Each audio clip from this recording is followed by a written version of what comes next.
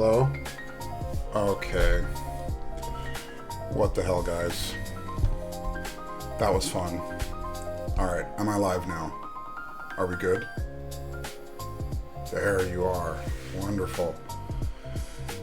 That was fun. So, hello everyone. We had a wonderful start. Oh, that would have been really funny if a couple of you just like were reacting to chat as if I was saying stuff and stuff was happening, just gaslighting everyone else on stream. That would have been hilarious. All right. Okay. Fifi is here. Hi, Fifi. Hi. Well, since, I was silent, I will thank Simon for the raid if he's still around. Thank you very much. Would not be surprised if, yeah, hello everyone. Alright, the cat is here. Okay, let's take a pause and give the cat a little bit of love. Bring the music down. Okay, music was a little loud. Okay, how is this? Do you guys hear me okay? Is the music good? Are we vibing? Alright. Can hear me? All good. Beautiful. Now I have cat hair. Let's move the cat hair out of the way. Okay, so. Hello everyone, welcome to the stream. Today we are building a Class65 V3. This is a personal build, came in from Group Buy a couple weeks ago. And that is the plan for today. Now let's take a look. Conan, thank you for joining. Eisenheim, Jabronis, Swingcat, Mochief, Victoria, Niku, Rufus, and Elquan. Okay, yeah. We made a terrible mistake last stream, and we made Elquan a mod.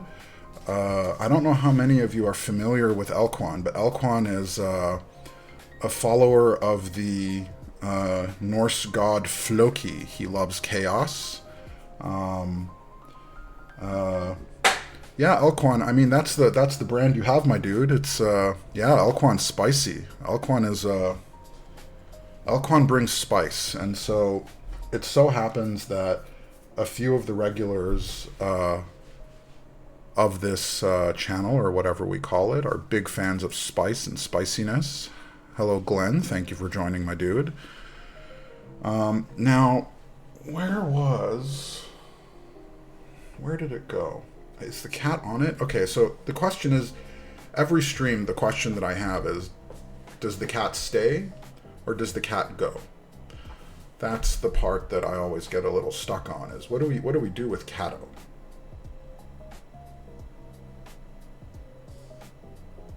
I think we'll leave the cat. Yeah, swing cat, the cat says keep cat. Okay, we keep cat. And we inherit all the fluff that comes as a result. Keep cat. Of course, Rufus says keep cat. Niku says keep cat as well. Okay, we keep cat. Now, I don't know how many of you are aware of the overall situation with GDK Labs and slightly adjust cat. You want the cat in frame, is that right? Okay, let's bring cat in frame. Rotate cat, okay. Okay. Maybe I should just change the channel to Fifi the Keep Girly. And instead of the stream being titled We Build Keyboard Today, the stream will be titled My Human Obeys Me on Stream. Here we go. Okay, Fifi. Fifi is an older cat. She's approaching 10. She's very sweet. Fifi thinks she is my mother. And this is her favorite place. Right here, especially when I'm talking, this is her absolute favorite thing in the world, is is being right here while I'm in meetings and talking to people. CAD-EXE has stopped working. My human builds a keyboard while I watch and distract him. So normally she's not too distracting. She just likes to hang out. Hello, Croc. Thanks for joining. Okay. Let's take this out of the way. Okay. So, this here is a... See, this is the problem with Cat, is that Cat brings all kinds of things up here. Plastic Bits, thanks for joining. So, this is a little screw tray. It's a little fidgety screw tray. And this was the promised screw tray from GDK Labs. So this is what they, the little extra bonus that they gave to all the group buy participants for being late with the TKL. So we built the TKL, I think, last weekend, and the screw tray was not in the original package. It arrived a few days later. This is cool little fidgety kind of, I don't know, it's cool. It rotates, the top comes off. And then there's a little ball bearing inside. Gigi Jumanji, that is my wife. Thank you, wife, for joining the stream. Happy Valentine's Day, my lovely wife. You should be able to hear me. If you can't hear me, it's probably a volume issue on your end. I think I fixed the audio issues. All right, Levi, today we are building the Studio Class65 V3. This is the Chungus. Now, those of you that were here earlier in the week may remember that what we built earlier in the week was a rebuild of the Class 80. And that was a particularly fun stream because it was the first time that I used the SWG beige set, and it was a lot of fun. You know what it is based on? What is what based on? Oh, you mean the screw tray. I do not know what it's based on. I think it's something car. I've heard some loud builds of this. Oh, you mean the Class65, huh? I'm very much looking forward to this. I have a few very loud switches that I've picked out that we're going to try. And we'll vote on. Screw tray based on Hyundai Envision 74. Nice.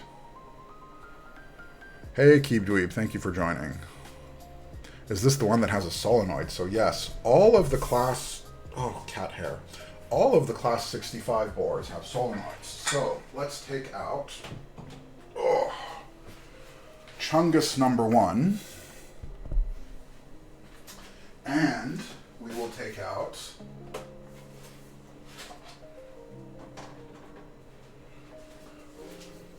Wait. Chungus number 2. These are our Studios Chungus 1, 2, and 3.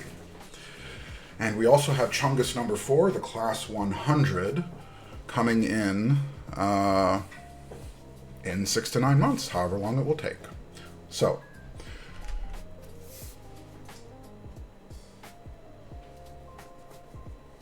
Class 60. Very simple, with KKB Lilia Valleys. You guys do not want to know what switches I put in this. Very nice. With the black back, brass weight. Love it. If you want me to do a type test of this, I will, but it will blast your ears out. Okay, so that is Class 60. Then we have the Class 80 R2, and this also, Toe Popper, was one of the first boards that I got. And yes, Eisenheim, it is clickies in the Class 60. The Class 60 is clickies, and it is my favorite clickies, which are the Wuche Studio, boo, I know, Big Lucky clickies. They are the best clickies I've ever tried. Now this is the Class 80, and this has cherry stubs in it. It is a delightfully loud build with SWG beige. I'm boycotting nap streams now. And this one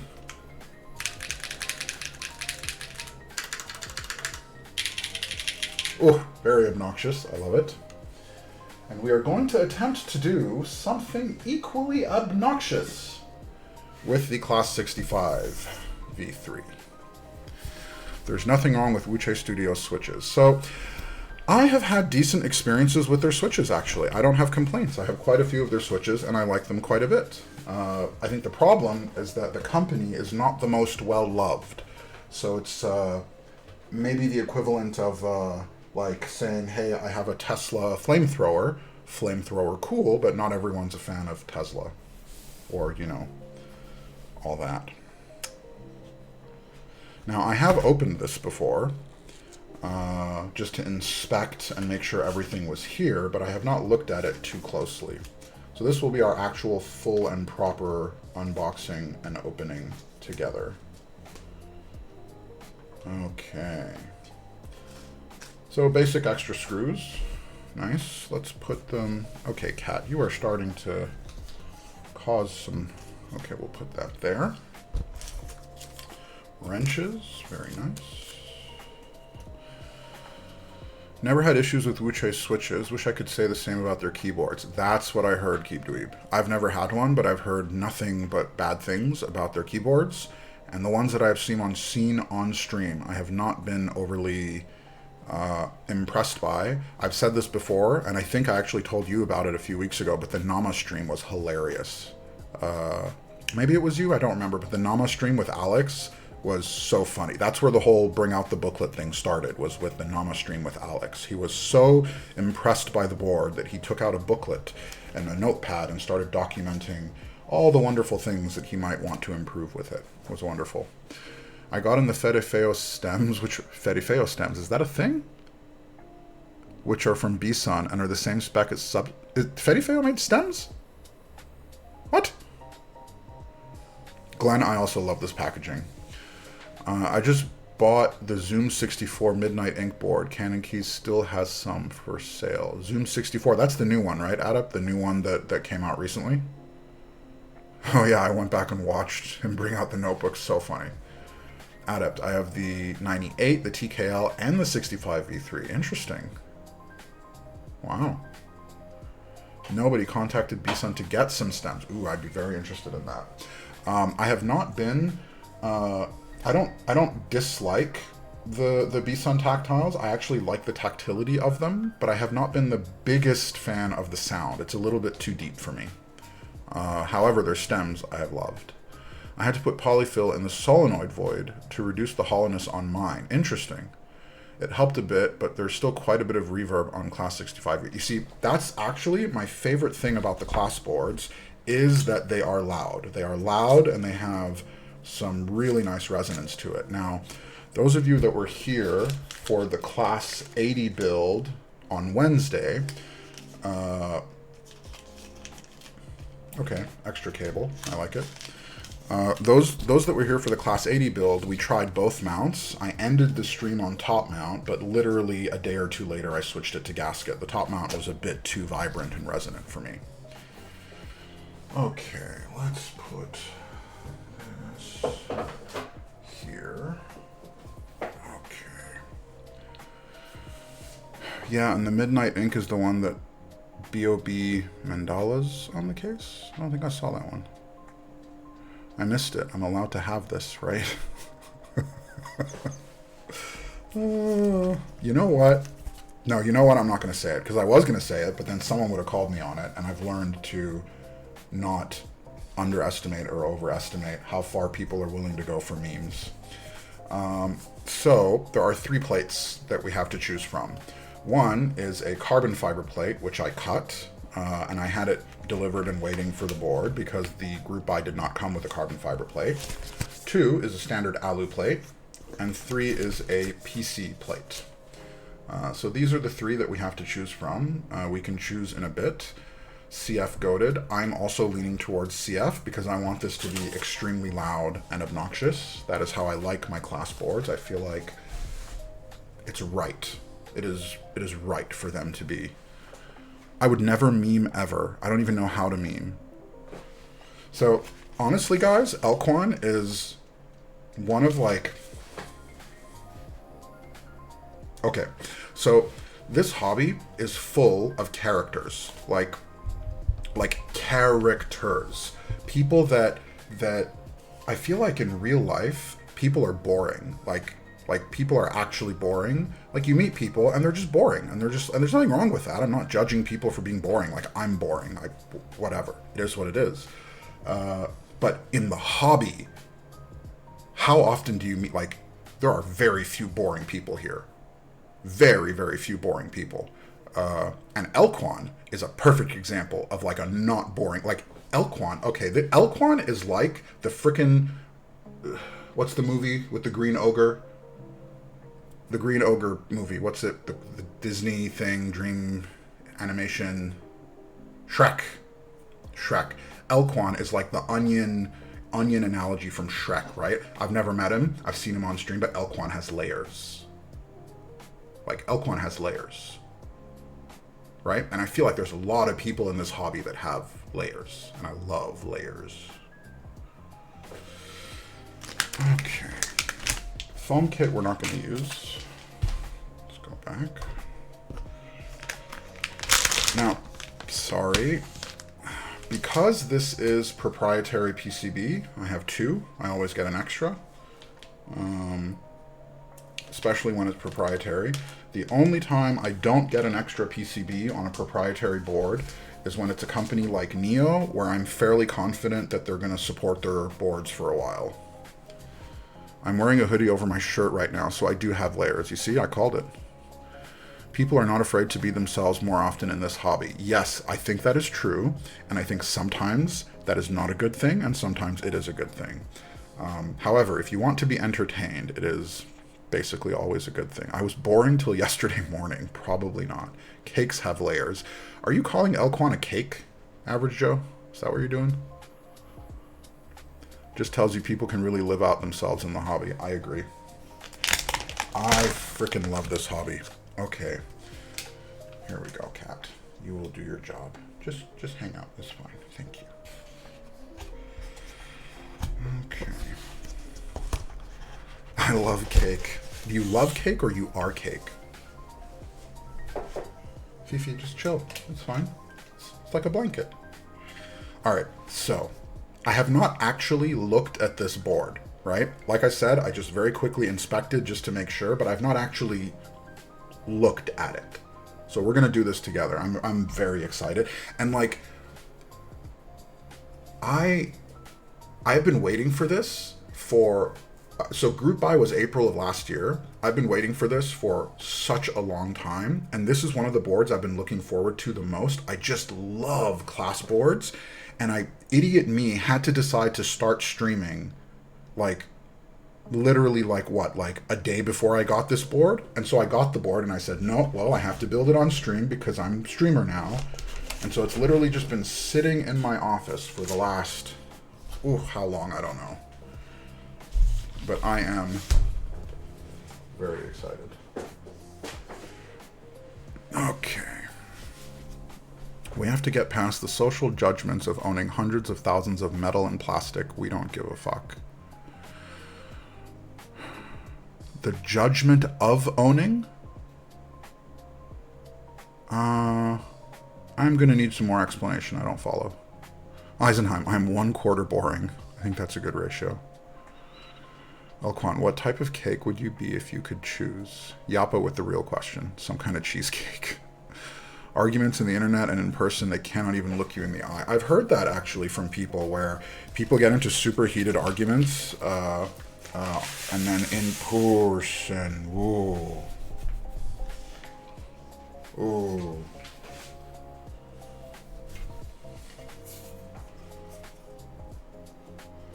Camera is not quite big enough. We're gonna have to move the PCB back.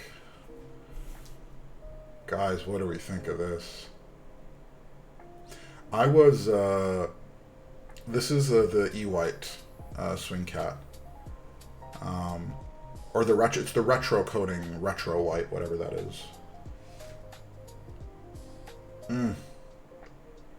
You know what? I think I made the right choice. I was initially debating whether I should do this version or the reforged version with the pen rail, because there's a okay, Fifi's not happy. All right, Fifi. Okay, Fifi. Okay. Okay, let's do this. Now I think she's gonna go into the closet back here. Is that where she's going? No, she's on the floor behind me. It's okay. All right, back to the board. I was debating getting the brass reforged version that has the pen rail, but I think this looks very, very clean. Yeah, Monka, I got it from Desk Hero. That's one of the reasons it arrived quite a bit later than everyone else. Ooh. Judge away, I'll still be over here collecting my sexy, beautiful metal rectangles. Exactly. Hi, Aaron. Thanks for joining. If I own a car, is more metal and plastic than all the keyboards combined? Very true. It is clean. So the thing is, I do like the look of the pen rail, but there is something like I find very nice about just the simplicity of it. I'll tell you as well, the coating feels quite nice. How does it compare? The coating on the Class 80 is different. It's like, I don't actually know enough to know what the difference is, but it is different. Okay. Let's open it up and take a look inside. And then we'll get to actually building.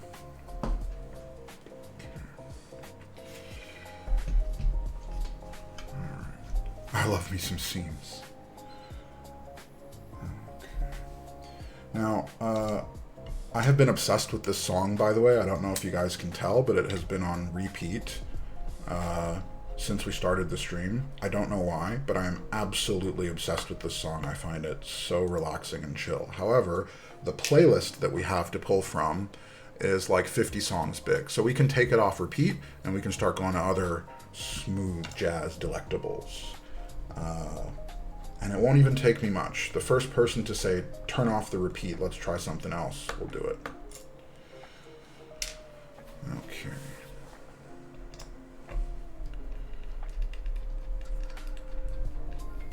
It is cleaner without the pen rail. I agree, Swing Cat.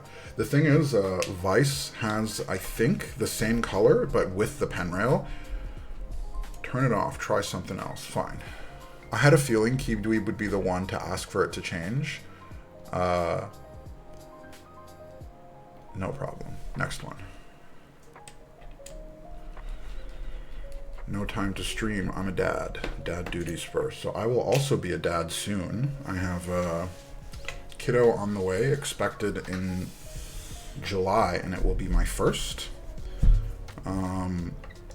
We are very excited. And I am hoping I'm going to be able to maintain, after the first couple weeks, of course, I'm hoping I'll be able to maintain a once-a-week schedule. I've already talked it over with my wife. I'm definitely not going to be able to stream 3, 4, 5 times a week, but I think I'm going to be able to continue doing once a week on Saturdays or something like this. Might change the schedule, but I think we're going to be able to keep... Oh God, Mango's here.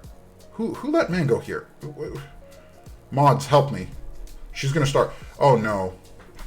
Mango's here and Elquan is here. Oh God, he's already... Unite. I see it happening. Oh boy. Oh God, Kim Jong... The whole gang is here. Okay. Things are gonna get spicy. They always get a little bit spicy. I am prepared, however. What did you say was changing how often you can stream? So I'm expecting my first kid in July, Keeb Dweeb. And obviously for the first couple weeks after the kid arrives, I will not be streaming. But I'm hoping that I'm going to be able to maintain a once-a-week stream schedule as I move into dadhood. So this rough time slot is what I'm hoping for. Okay, so this is actually interesting. This is something that I noticed... on the Class 80. The Class 80 also has these little raised ridges for the pour-on gasket. So the pour-on gaskets actually sit on these little raised ridges, and that's where the PCB flex tabs or whatever you call them actually rest up against. Isn't that cool? The other thing I actually personally like, and they did the same thing with the Class 80, is I actually like the little space here to create a bit more noise and resonance for the solenoid and the speaker. Very interesting. Huh. Coding itself seems quite good. Let's try. Yeah. Yeah, very cool. I dig it. Kid group by fulfillment July 2026. Yes. Okay. Let's put this here. Let's take a look at the bottom. Oh. So I should have seen this. I should have known this just from watching the reviews. Thank you, Keep Dweeb. Oh, wow. 7 friends. Holy crap. Yeah, it is the year. It's funny, though. My wife and I were actually the last of our cohort. Most of our friends have kids that are 3, 4, 5, 6 already. So we're kind of late to the game, it feels like. So one frustration that I had, and I just want to point this out very quickly with the other 2 class boards, so both the 60 and the 80, and this was a fairly big frustration of mine, was that they both used separate cables. So there was one cable connecting from the daughter board to the PCB, and then another one from the PCB to the solenoid daughter board. So it's actually super annoying to do anything with this board or with the other 2. And top mount in particular for both of them is such a pain in the butt because of that. However, because this one uses a pogo connector, and we have this like kind of thin ribbon that's already pre-connected to the solenoid daughter board, I actually don't need to worry about that at all. It essentially entirely removes the frustration that the other 2 have in terms of the build process. I'm not gonna lie, guys, I was a little bit nervous about building this because I was like, oh man, like I don't want to deal with top mount on stream if there's like a super finicky cable. This is great. And the thing is, because all of the class boards have proprietary PCBs anyways because of the tabs, this makes a lot of sense having the pogo connector. Typically I don't like pogos, I prefer non-proprietary PCBs, but in this case I kind of get it. Honestly, guys, the internals of this board look way better thought out than the previous ones. Very interesting. Better late than never, exactly. So, Keep Dweeb, I also love pogo connectors. My only gripe with them is that because by nature they are proprietary, I always have to get 2 PCBs, and so it drives up the total cost of the board. That's like basically my main gripe with them. With non-proprietary boards, obviously I can just, get 1 PCB or none. I have McLovin PCBs in the closet, and I'll just use those.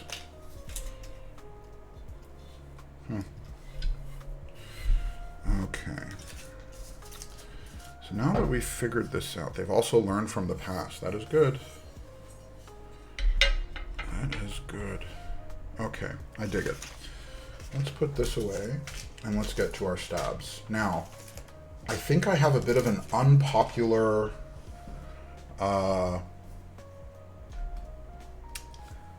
decision, unpopular direction. I do that anyways. I always get 2 to 3 PCBs. But Keep Dweeb, do you solder or are you going hot swap? Because like if you're going hot swap, I think 2 personally is enough. I wouldn't go 3. But if you're going solder, then maybe.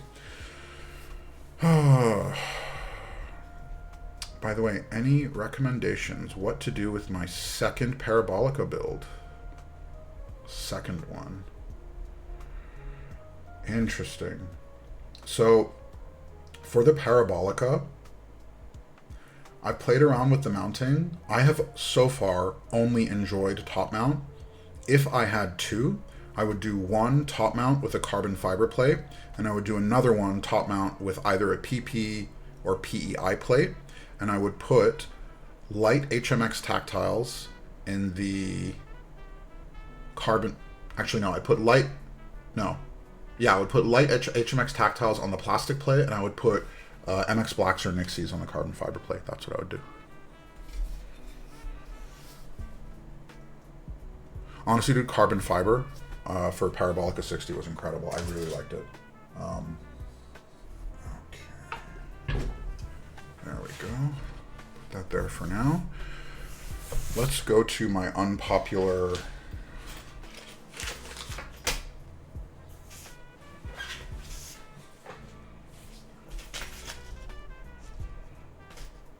So, during the Black Friday sale, Canon Keys had a sale for their whatever brutal line boards where it was like $100 or less, and it came with switches, stabs, keycaps, and a board. And I bought it. I ended up gifting it to a friend, a family friend. But these are the stabs. I have no idea how good these stabs are. But they've been sitting in my closet for the last 3 months since the Black Friday sale, and I want to try them. So I think it will be unpopular because I think most people, pretty sure they're just cherry. Are they? Are they actually? Because I thought these guys used their own stabs. Oh, maybe they are cherry. Maybe not actually, because I thought cherry did not, because cherry I thought came with all of the silver wires. This one has black wires for the space bar. When I've gotten cherry stabs, they were all these silver wires. The other thing is that I don't know if you can make it out, but the gap here behind the stab, it looks a little bit bigger behind the leg. Shoot, how do I do this? You see that? Like, I thought cherry stabs had a bit of a different gap. That's their own spacebar wire. Let's see. Is it cherry stabs? Okay. Interesting. Then maybe we have less of a problem than I thought. Okay. Now, I actually will need a little bit of help. So, I have actually never gotten... Okay, so I'm sure that most of you guys know Whiplash. Whiplash is a European store.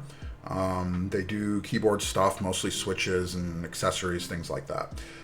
They did modded cherry stabs. So basically, one of the things that they offered was cherry stabs, except they were already cut and modded and ready to go. So they were basically balanced wires with the little leg bit cut off, ready to go. And so last year, I got a set of the modded cherry stabs. It was my first and only cherry stabs ever.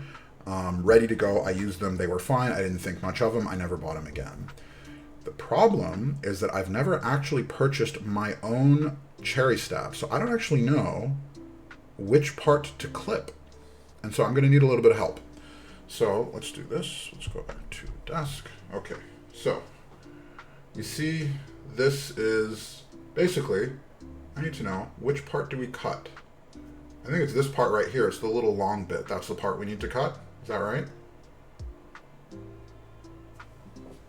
So it would go in like so. And then we cut the little legs. You have other wires, so no balancing needed. The one that has the downward tick, which you normally don't have, just like the little legs down. Oh, so the little downward tick. Yeah, I see it. Wait, there's two with a downward tick. Do I cut both of them? Okay. Is it the back or the front? Let's see. Yeah, those little long bits. I like to do it while pressing into a paper towel, otherwise the bits fly everywhere. Black plastic part, you need to cut that. Okay. Let me... Actually, yes, the right one. Just use flush cutters. Okay. Where do we have... Where do I have them? Cutters. Maybe they're back here.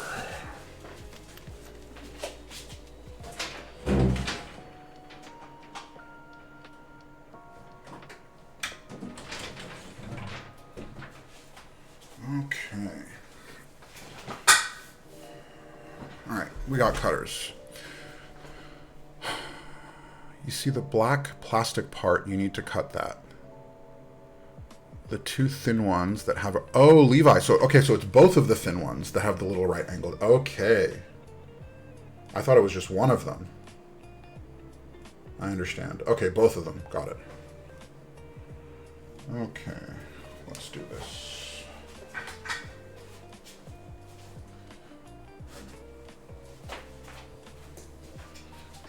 Wait.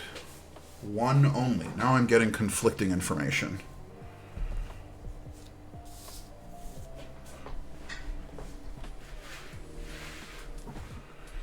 Okay. How do we do this? Okay, now it looks like we have quite a bit of conflicting information.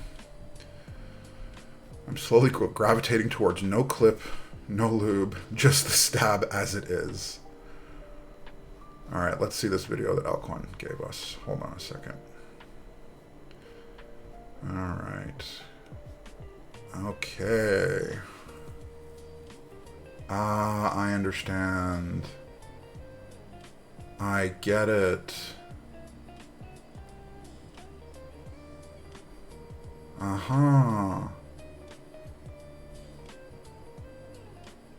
Okay, I understand. So basically the objective is so that Elquan, that was perfect. Thank you so much. Okay. So essentially the problem is that those little downward bits cause problems and you want it to stay completely flat. And so essentially what you're trying to do is just cut the parts. Yes, yes, yes, yes, yes, yes, yes. Okay. Beautiful, beautiful, beautiful, beautiful. Got it. Okay. Now, I swear that I have built more than a few keyboards. This is not my first time building a keyboard, I promise you. It is, however, my first time clipping cherry stabs, and so this will be fun. Okay, so... You know what? Let's just do this. Okay, so...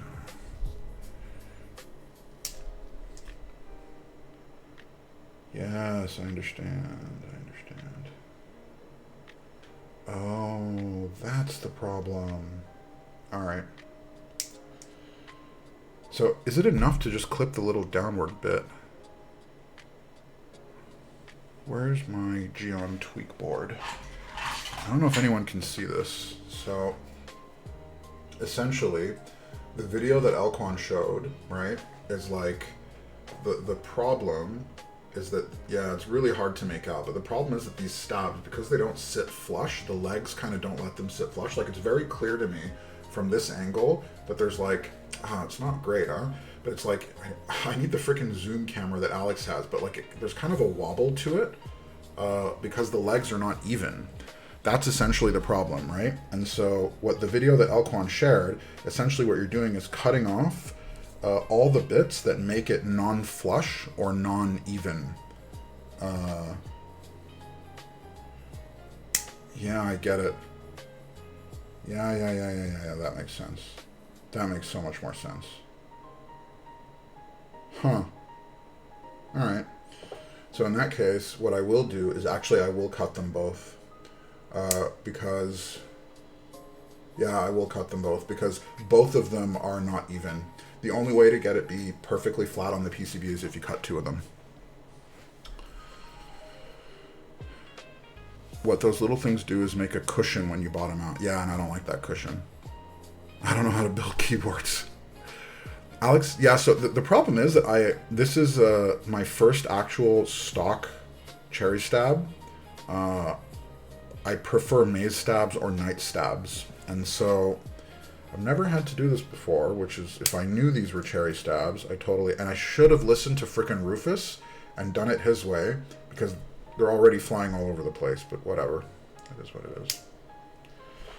Alright, let's put this aside.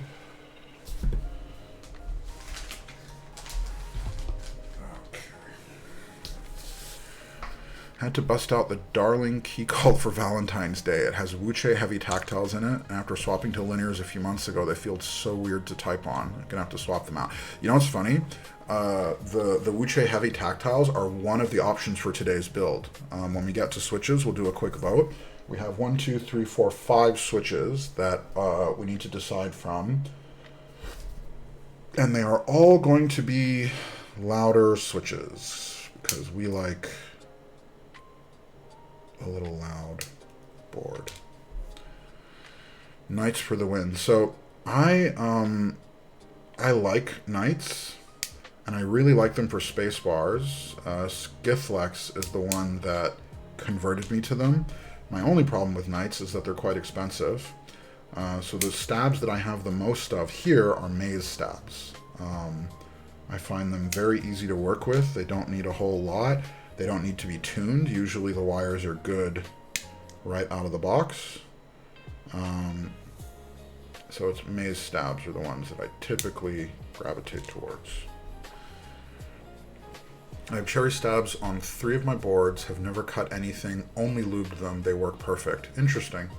You know, Mochief, one thing I wonder if you did 2 boards back to back, one with cherry, one with knight, right? But if you did it back to back, exactly the same config all the way around, if you would notice a difference. And the reason I'm asking is because I've actually noticed that for me personally, I have a hard time noticing small differences like that. And so I might, for example, have no problem with them stock if I'm using them in isolation, but then the second I use them in a comparable test back to back, all of a sudden I can hear or feel the difference. So I wonder. I also Band-Aid mod them, and that is even more annoying. I heard the Band-Aid mod was generally not a good thing to do. Like it overall makes them mushy and causes problems, and so I just don't do it. Alright, so we have 1, 2, 3, 4, 5, 6, 7, 8, 9, 10. Perfect. Always bothers me when there isn't an extra piece, because you never know if you're going to get a defect, but that's fine. And the Class 80 is going to have 1, 2, 3, 4. Oh, never mind, there is an extra. I got the Duroc stabs on Amazon, they work great. I tried Duroc once, I wasn't a huge fan of them. Mostly because of the sound. I find that the Duroc stabs have a particular sound to them that I don't quite like. Not sure why. Whatever I can get for a good price. I haven't had a bad stab since COVID. Oh, guys. I have to tell you, the absolute worst stabs that I have ever gotten were the ones that came stock with the GDK TKL. We built it last weekend. Oh my god, they were awful. The spacebar stab was like so warped. I put it on the Geon tweak board and it was literally bending off the board. Like wild. I've never seen stabs that bad in my life. Oh, crazy. Next song, please.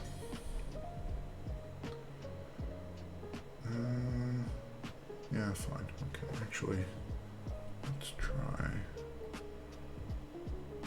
Okay.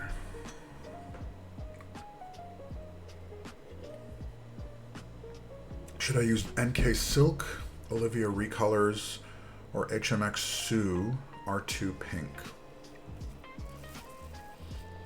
So I'm actually not too familiar with the sound profile of the Key Cult Darling.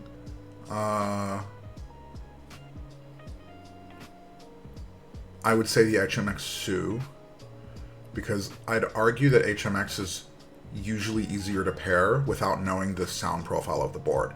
If the board leans louder, then I would go with the Novel Creams, the Novel Keys Silks, because I think they're Kales, right? They're a bit scratchy, if I remember, if I know them, if they're the ones I'm thinking of, whereas the Sues are a bit smoother. So generally speaking, I would go with Sues unless the board lends itself to a scratchier, kind of louder sound.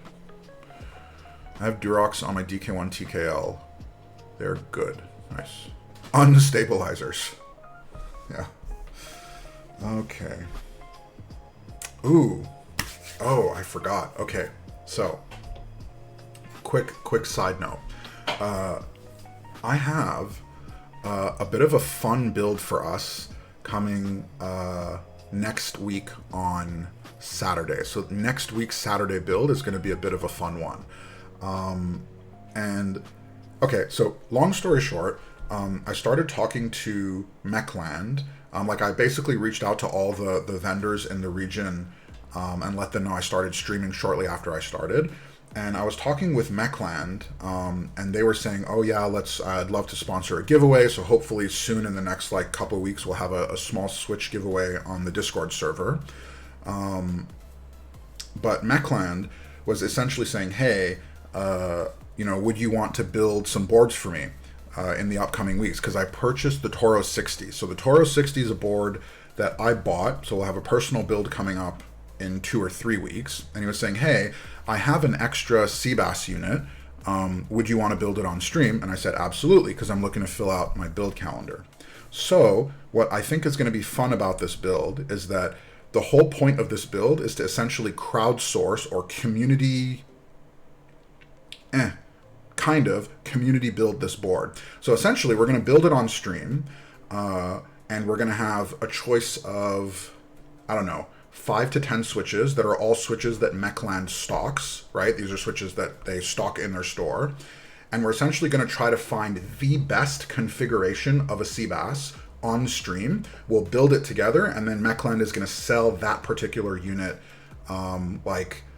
built as is, fully built on their store minus a keycap. So essentially, our job is going to be to try out all the different switches.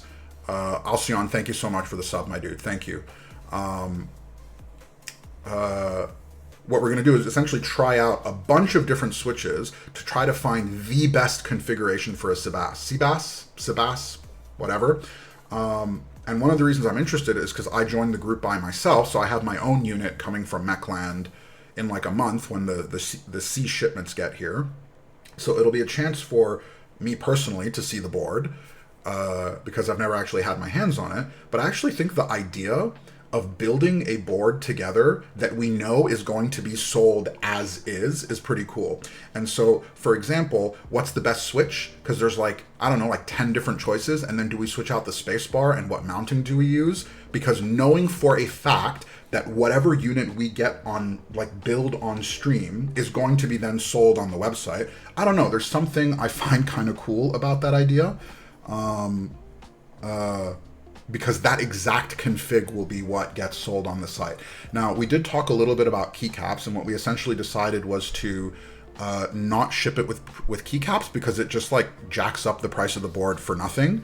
So we'll use keycaps that I have to actually build it on stream, but minus the keycaps. So the switch config, the stabs, all of that will build together, and then it'll get sold. So it's kind of, I don't know, I think it's fun.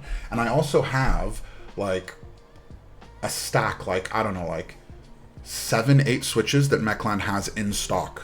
And so it'll be kind of fun. I'm looking forward to it. I'm also a little bit excited about the Toro 60 because I've never tried an exploded spacebar board. It was going to be the Nessun, but the Nessun ended up being a bit disappointing for me. Originally, I was thinking of doing the Nessun, but too bad, huh?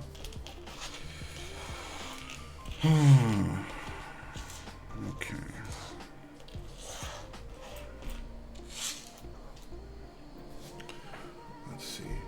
Oh, keyboard. Oh, yeah, you did. You reviewed the Seabass. Oh, no, wait. Keyboard Dad, you reviewed the Seabass or the Toro? No, the Toro. Has a great sound, but I definitely was a fan of the... Both. Interesting. So, when you say you weren't a fan of the Exploded, is it the sound that you weren't a fan of? Or is it the feel? The typing position was a bit weird to you? Because I think the typing position might take a bit of an adjustment. The look. So what I've heard is that, in particular, the sound of an exploded spacebar is quite interesting. It's quite good. It's very poppy. And I like louder, poppier spacebars. So I'm hoping I will like it. It was a bit of an impulse purchase.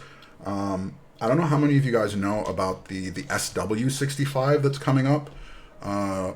We actually can't talk about that board too much because we don't want certain people at certain places to become overly concerned about the thematic elements that are being integrated into its design, if you know what I mean.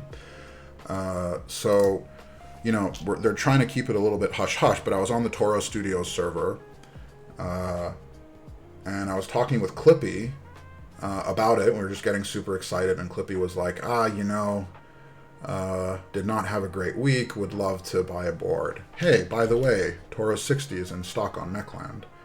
And so we kind of went back and forth a little bit, and he basically said, look, it's a bit pricey, but if it shows up on the weekend sale, because Mechland does, yes, Mochief, that is correct, but I'm not going to say it out loud because I don't want the AI bits to cause problems for us. So Clippy said, if we can get it on the Mechland weekend sale, he'll grab it. And I said, well, I can ask him to put it on sale. And he said, okay, screw it. If you get Toro 60 put on sale, let's buy it. So then I messaged the owner of Mechland, and he said, look, the weekend sale is already set. It's keycaps, but I can give you a code. So he gave us a code for 30 US off the unit, and I bought it immediately, and Clippy bought it, I don't know, about an hour after me. So that's coming. That'll be our build 2 weekends from now. By the way, the code for the Toro 60 is live on my Discord server. It's in the channel. It's live this weekend. So it's like, it's an indiscriminate code, so anyone could use it. So if you were thinking about getting a Toro 60, you can go to my Discord server, find the channel for the Toro, grab the code, and get 30 US off.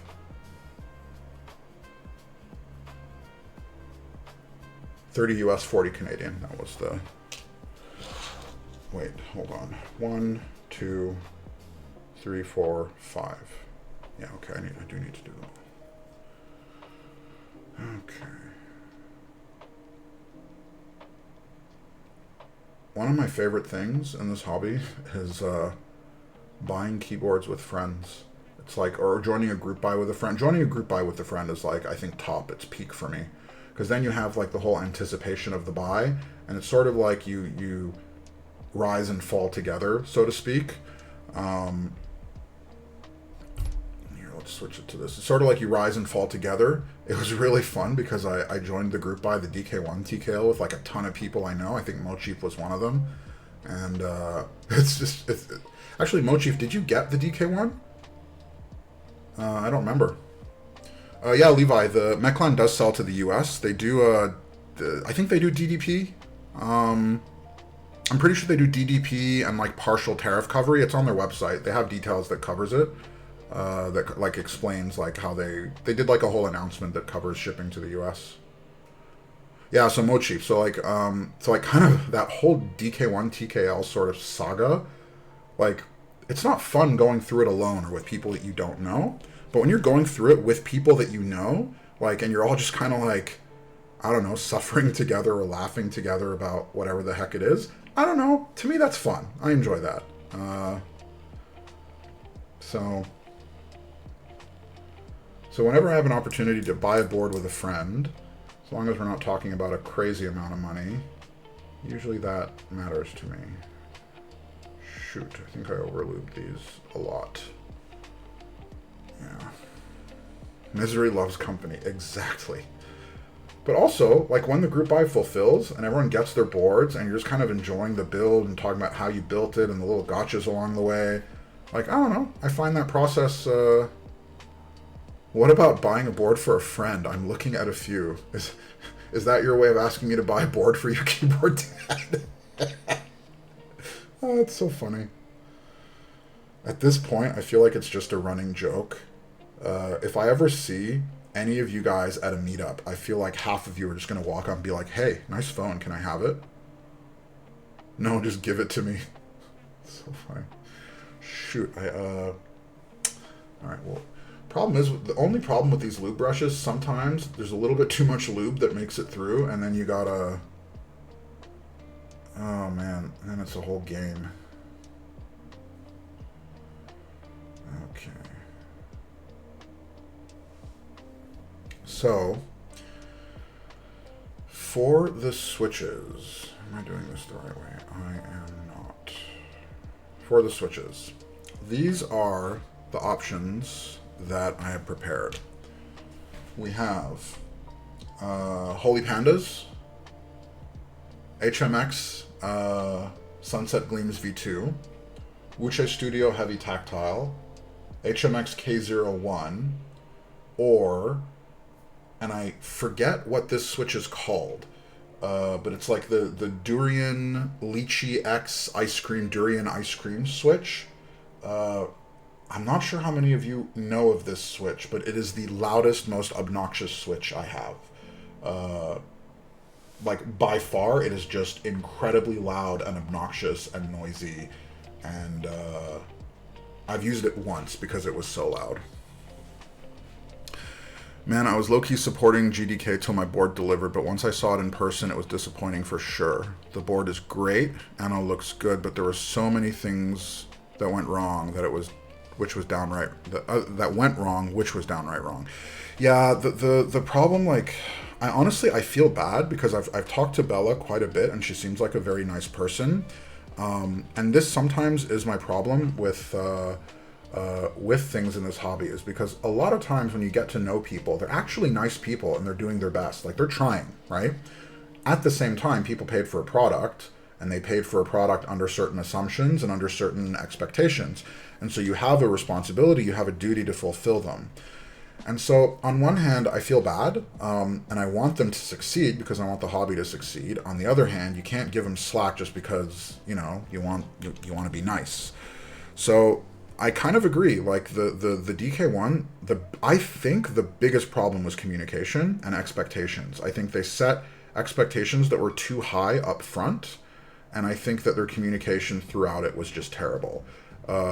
My gut is that if they had just focused on good communication from the start, we would be in a totally different position right now. Like, I don't think people would be remotely as mad if they had just said from the start and were transparent about what happened and why it happened and all that. Is this the right way? That's the problem with these, is that when I cut both legs off, I have trouble figuring out which way they go in. You need one of those lube palettes to get the right amount on the brush. So I do have like lube that's just sitting straight up in a container. It's just so much easier when it's just this brush, and I don't have to worry about all that. This just speeds everything up by a ton. Holy Pandas. All right, we got. You know what? Let's do the vote now because we're gonna be at switches relatively soon. You're right about Knights being pricey, but not having to lube them at all 90% of the time is worth it.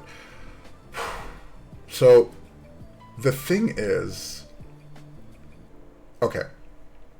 I've talked about this a bunch. I essentially try to min-max my budget in this hobby, and so the difference of $10 on a set of stabs on an individual single set of stabs doesn't make that much of a difference. But if we replicate it over, say, 30 stabs, then it starts to make a difference. And so that's the main reason that I would not go with Knight stabs personally, is because if I go with Maze stabs, they're half the cost and they do the job just as good for me. Question: which switches? All right, let's do this. We have K01. Holy Pandas. What else? Sunset Gleams V2. Heavy Tactiles. And the last one, I don't even know if you guys have ever heard of these switches. We're gonna call them the Get Wrecked switch. Get Wrecked switch. Duration 5 minutes. Start poll. All right. Hey Pent, good morning, man. Thanks for joining. Decided to go with B-Sun Hut tactiles to keep it pink. What are the B-Sun Huts like? What's the sound profile of them? I found that B-Sun tactiles typically tend to lean deeper, and just because of that, I've avoided them more.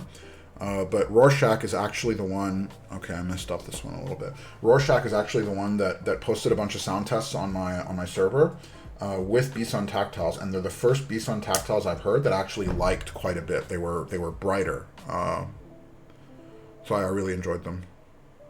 I like night stabs just because they're easy, to be honest. Yeah, the thing is, I don't actually mind the extra difficulty, like these cherry stabs, for example. You know, the cutting, the little modding. I don't know. For me, that's part of the fun of the build. So I actually enjoy the little hiccups and challenges.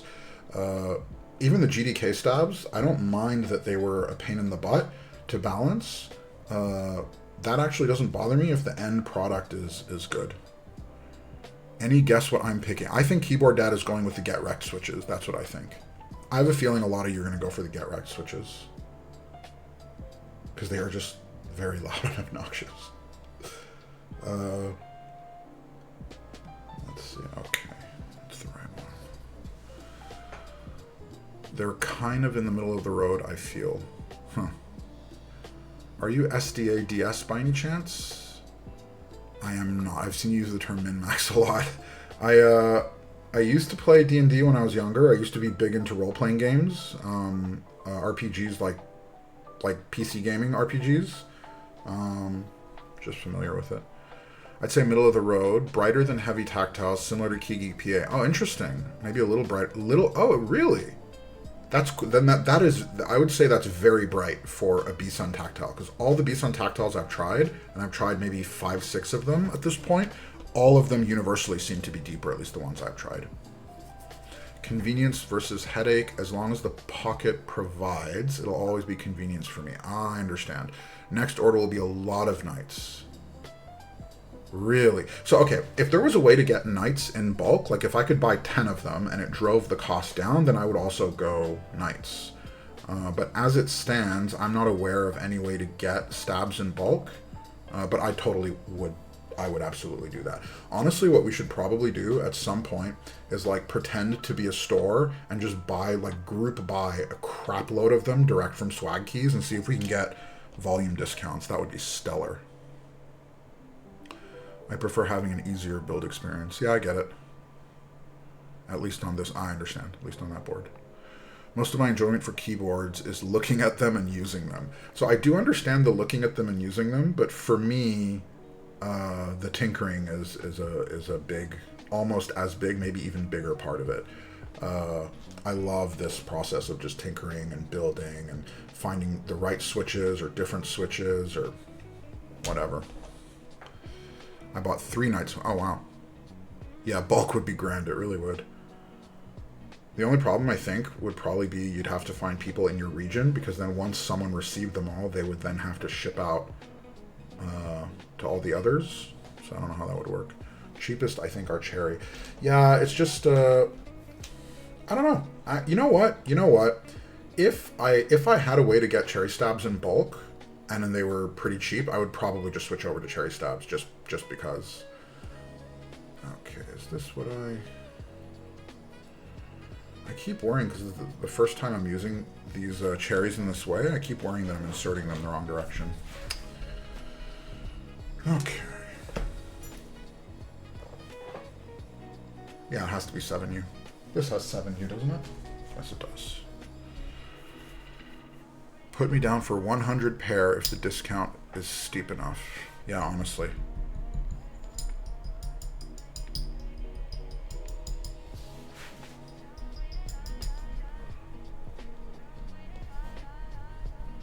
I don't do much tinkering. I keep most of my builds the same after I've built them. Yeah, I think, Vic, you're just like super into more the experience of like having it.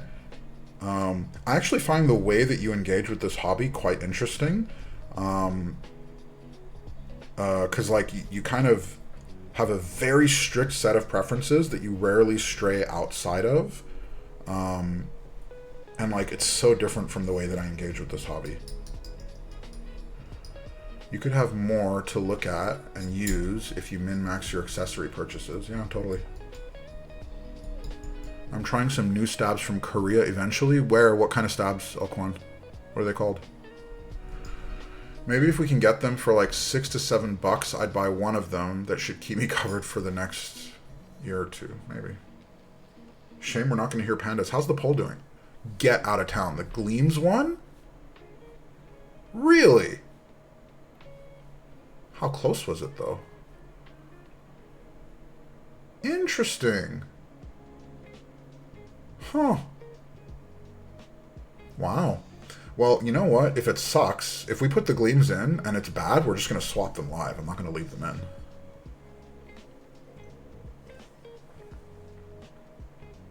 Oh. I'm rather strict with... Yeah, Vic, you are very strict with your preferences.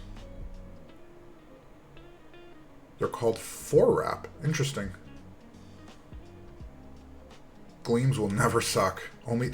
Yeah, but you know what? I've actually noticed that the percentage of people that actually vote is typically... It seems to be a very, very small overall percentage. Like, and you know what? Actually, it's now that I think about it, it's really not that bad. Because it shows there's 32 people in here. 7 people is roughly a quarter? A third? No, it's a quarter. It's roughly a quarter. So... yeah. Okay, let's see. Only 7, yeah. There's 7 cool people in here. That's what that means. Okay. Let's do this.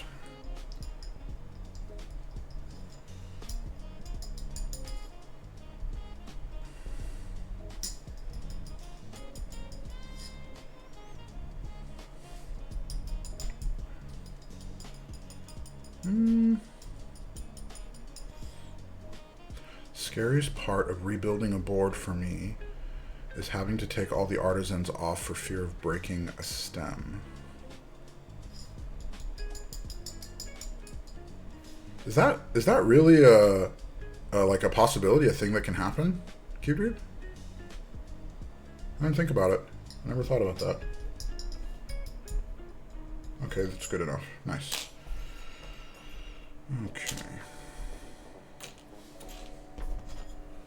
Let's do this.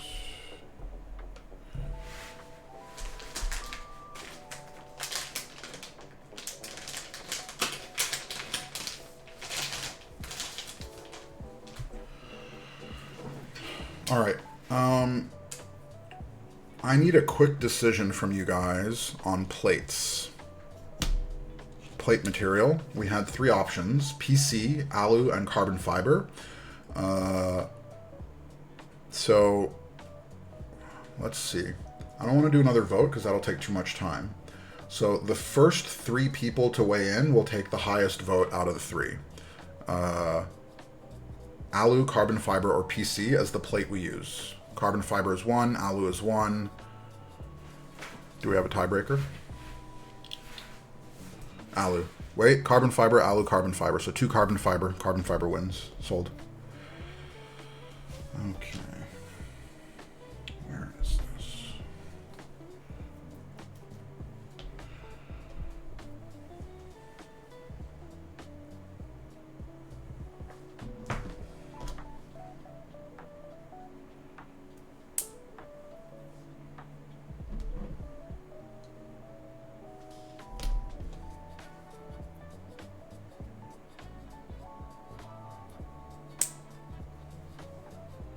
Nice.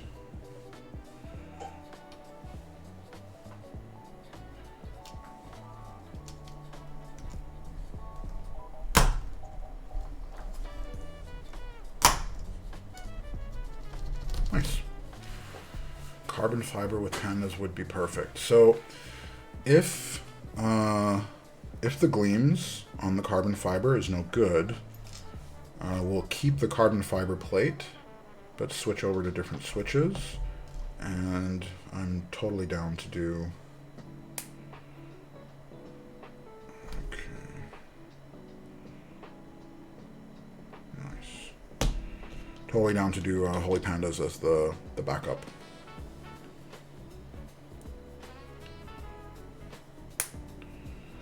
Great, great, great, great, great.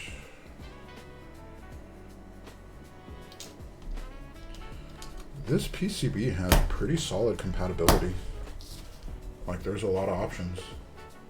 It's funny, huh? Because we always talk about options for PCBs, but I use the same freaking thing every single time. What's your favorite PCB color if you had to pick?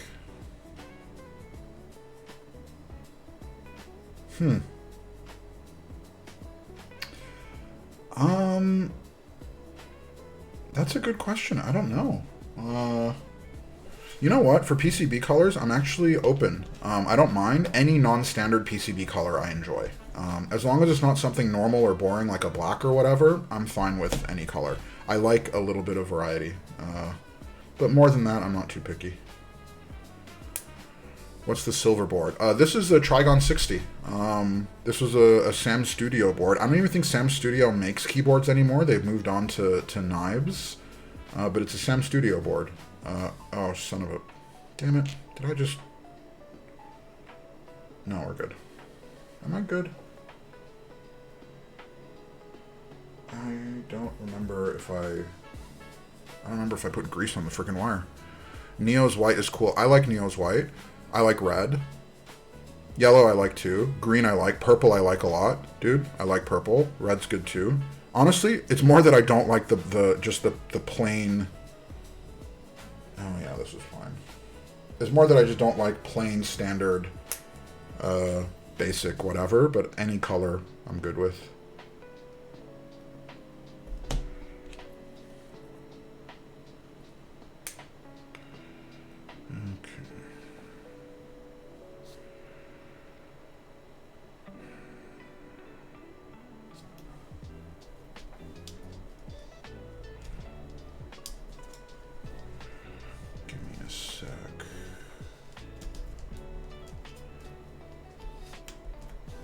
I think I'm messing this up. How am I messing this up? Hold on.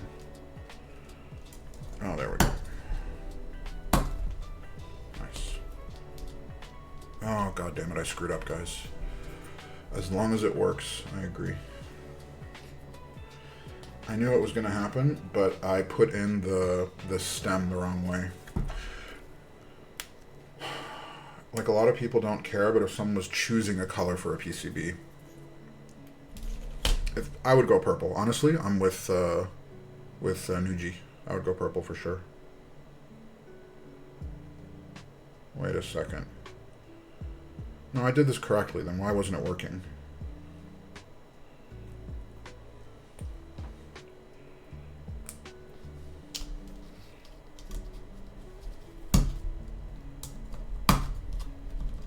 Yeah, there we go. I don't care what color it is because you can't really see it anyways. Want to buy hot pink PCB? Honestly, I would do that. I would do that for sure. Vic would buy a hot pink PCB in a heartbeat. Just knowing it's there.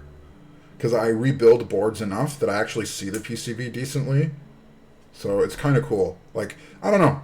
I like PCBs that have a bit of flair. I wouldn't pay a whole lot for it. But if the choice was relatively low cost or free, why not? It's cool. I like cool.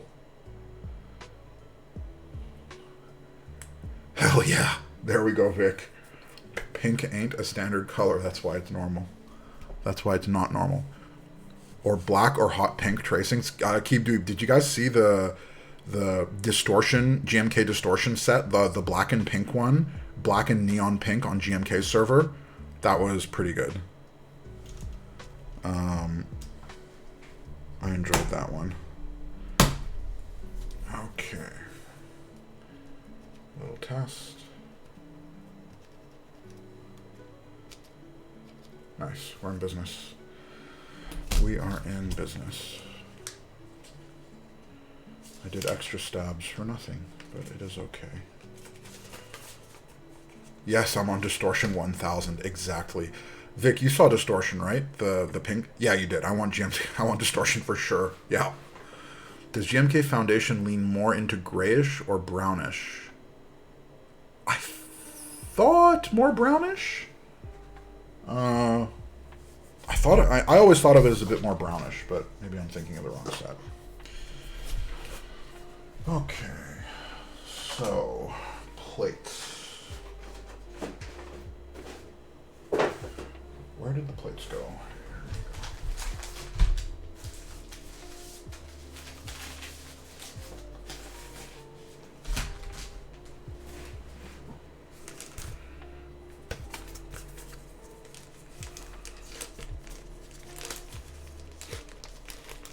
Black, yellow, blue, red, purple, and white are standard colors. All other colors are custom. And wait, so Nick, if you're saying that those are all standard colors, then I'm curious why we don't see more of the other colors. Why is it so often just a standard black PCB?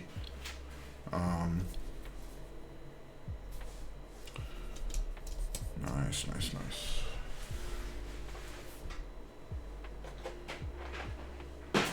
Okay.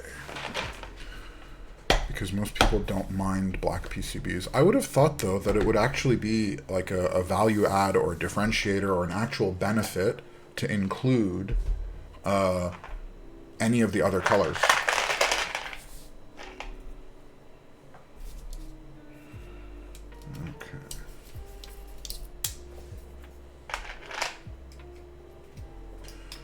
Mad Max is amazing. He is designing and going to drop some stunning sets. Yeah. So there's the distort. Oh God, Mochi? Did you see the cyber set that he dropped? Initially, I saw it and I hated it. Like something in me viscerally reacted to that set, and I was not a fan. And then I just kind of sat on it for a little bit, and I looked at it again, and I was like, you know what? I don't hate it as much anymore. And then I looked at it one more time, and for whatever reason, I kind of like it a little bit now, and I don't know why. I have no idea what happened, where all of a sudden I'm like now kind of enjoying that set. But it's very weird to me that like I went from like being really not about it to all of a sudden kind of thinking, huh, not so bad. And they have screens with, oh, that's why the black is silk screen. Interesting. White PCB was one of the reasons I didn't get into Neo boards. Really, Alcyon? So like what you're saying is that the white PCB was enough to turn you off from the board. I find that very interesting.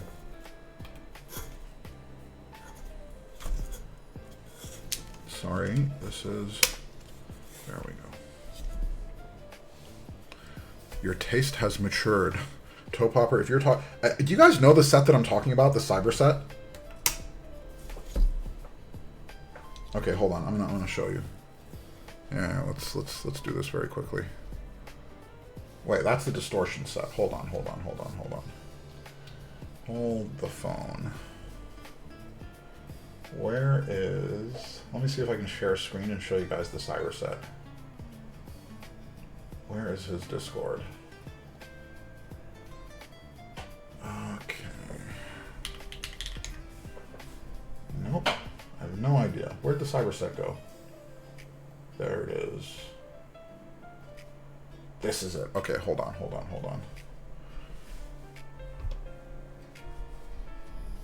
This is the cyber set. Yeah, Cyberwell, that's the one, Mochif. So, initially, when I saw it, I really, really hated it. Something like about the green on the gray and the red, something about this, like, really, really bothered me. And then I saw it the second time, and I was like, huh. And then I saw it the third time, and I was like, I actually kind of like it. I don't know how that changed for me, but somewhere along the way, I'm kind of liking it. Check Mad Max's comment on the Instagram post. Okay. What comment are we talking about?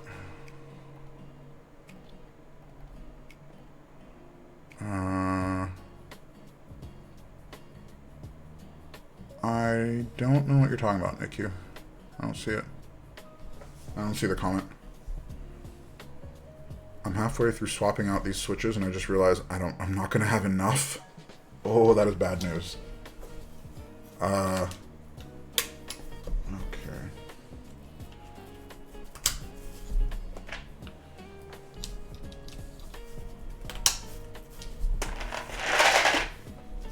Send you a screenshot.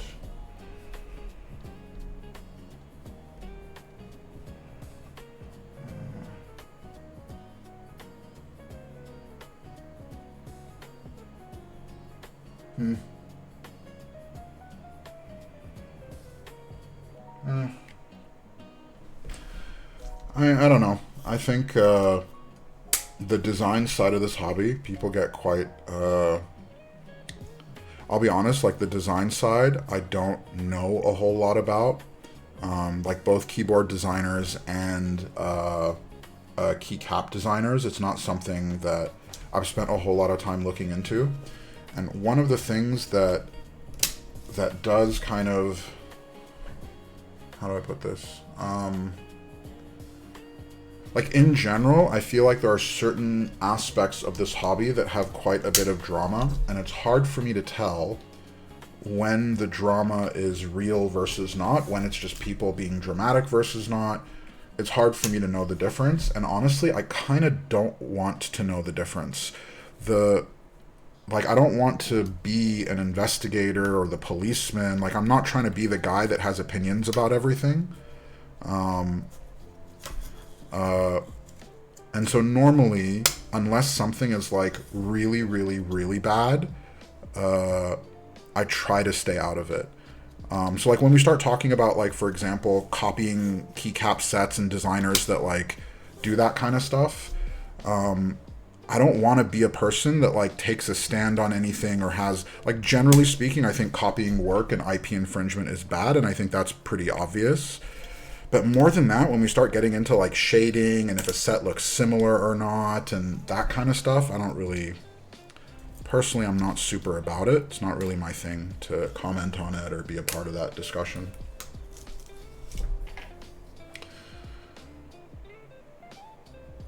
I'm building an EC board and I hate it so much, so tedious, yeah.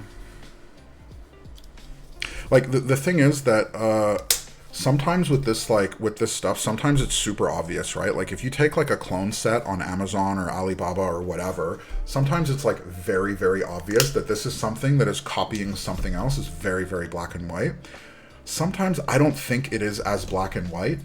And when it's not, that's when things get a bit tricky. And I don't know. I don't personally want to feed into that whole cycle of things. Like, I don't know. I don't know if the way that I'm thinking about it is wrong. So I'm actually open to other people's thoughts and opinions on this. But like the reason I'm here is because I like the people in the hobby. I like hanging out with you guys, and I like building keyboards. And so usually the way that I look at it is I try to look at it from that perspective. What contributes to that and what takes away from that? And so sometimes there are issues or problems in the hobby that I think are big enough that you kind of have to take a position on it, because it can get in the way of the thing that you love, which is hanging out with people in the hobby and building keyboards. And sometimes I think it's just noise. So...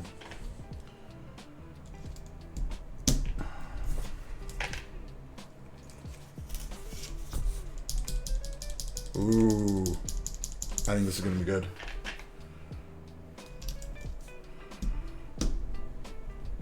Guess I'll just do the main 60%. I'm surprised, Keebdweeb, that you're actually doing that. Based on the little I know of you, I would have expected if you didn't have enough to fill the board that you would have gone with another switch that you would be able to fill the board with.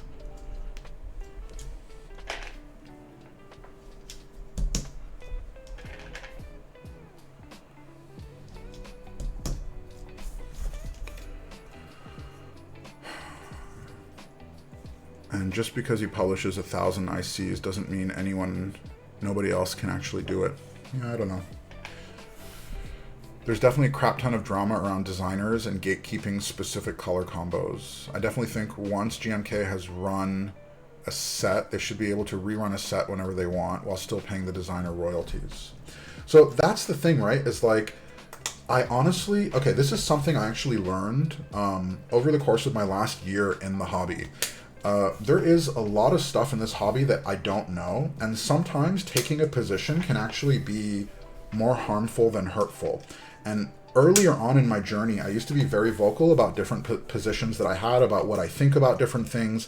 One of the things I've learned is sometimes it's just better to shut the fuck up and just enjoy things and not make too much of a big deal out of it. And so what I've been trying to do is when I don't know, when I'm ignorant about a topic, is to actually just not speak on it. So with this like keycap kind of stuff, the keycap design stuff, honestly, I'm just not very educated about like what the intricacies are and how that whole side of things work. I'm not super educated on it, and so a lot of times what I'll do is just sort of trust the people that I know are educated or more informed. So usually I'll try to stay out of it. If I know, like if someone says, hey dude, like something happened, this was like very, very bad, you shouldn't do whatever, then I'll usually just stick and trust the person I know. Hey Sterling, thanks for joining, man. Hope you have a great stream. I know we chatted earlier. Just now got to my mom's. I'll try to stream tonight. I'll be there, man. Can't wait to hear how things sound. Looking good so far. Thank you very much, dude. Thanks for stopping by. Hey, man, what switches did you end up picking? So we did a vote. These are Sunset Gleams V2 on the carbon fiber plate.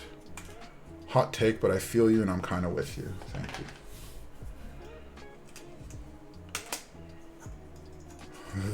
The deep drama.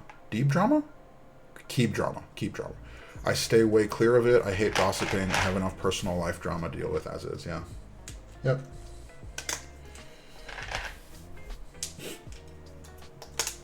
Like the kind of, I mean, I don't even know if I would call it drama, but the kind of stuff that I'm more interested in is like, for example, the GDK situation. Like I wouldn't call that drama. That's like, you know, it's fulfillment of a group buy. It's, you know, it's easier to talk in facts, what happened, what didn't happen.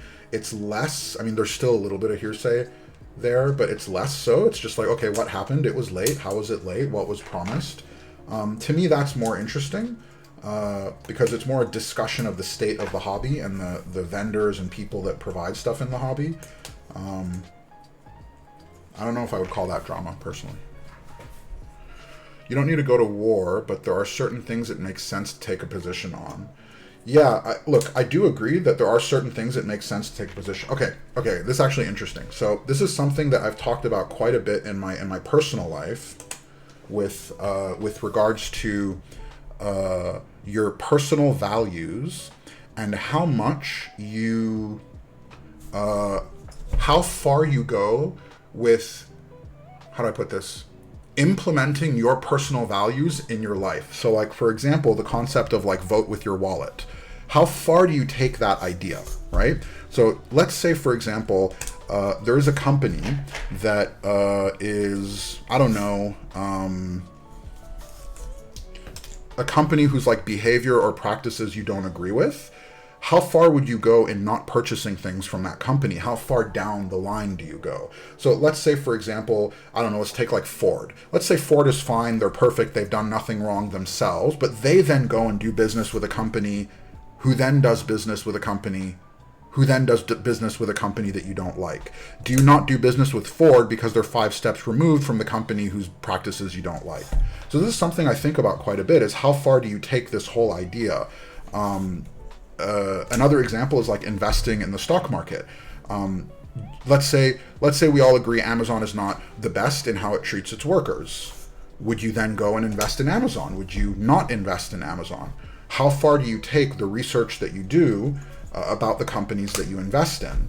So this whole concept is something that I think about a lot today. In terms of how I want to live my life and how far I want to go with these ideas. So you can take this like bigger idea of investing in a company and how much research you do when you want to invest in a company. You can take that to keyboards, right? Like how deep do you look into the lore of a keycap set or the history of a particular designer, or, you know, like how far do you want to take that? I don't have an answer yet. I find it interesting. I wish I could just enjoy keyboards without any drama. I'm using keyboards as an escape from everyday life, so I like to keep it full of joy. Unfortunately, as with everything involving a wide variety of people, things are bound to happen. No drama-free space if a lot of people are involved, unfortunately. So yeah, I agree. Like, I do agree with you. Like, that's what I love about this. But there's also an element of, like, the argument could be made that it is also important to protect the thing that you love. Pretty clean, right? One thing I'll say is that thematically, these switches actually work pretty well with the PCB. I think they look pretty good. You gotta love to keep drama, grab your popcorn and sit back and read. But yeah, definitely best to stay out of it for the most part because people can get toxic and heated fast. Totally. Yeah. Just enough to know who to stay away from, but far enough to enjoy in peace still. That's a good point. Mikey types, but Nav, my brain just doesn't think. Thank you, Mikey. Stop buying plastic and a whole lot of that legwork of who makes what goes away. Do you mean stop buying plastic literally, like actual plastic?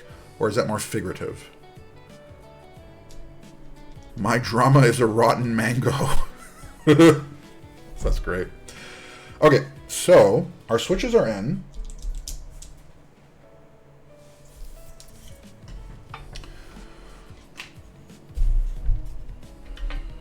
The only thing that is left, I think, to decide is keycaps and mount. Now, we are doing sunset gleams. You know what? I think I want to do pour on gasket.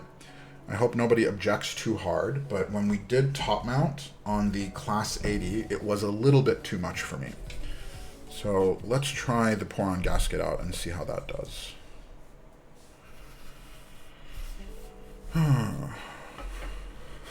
My biggest drama is keyboard dad sending me feet pics. Oh boy. We have a few people like that in the hobby. They just love sending those feet pics. Keyboard dad, I think I messed up joining your Discord. How? Okay, so where do these go? I am confused. Where do these go? Ah, I understand. I understand. Okay. Okay. But then if they go there, where do they go on the other side? Okay. Yeah, I see it. I see it. I see it. Okay.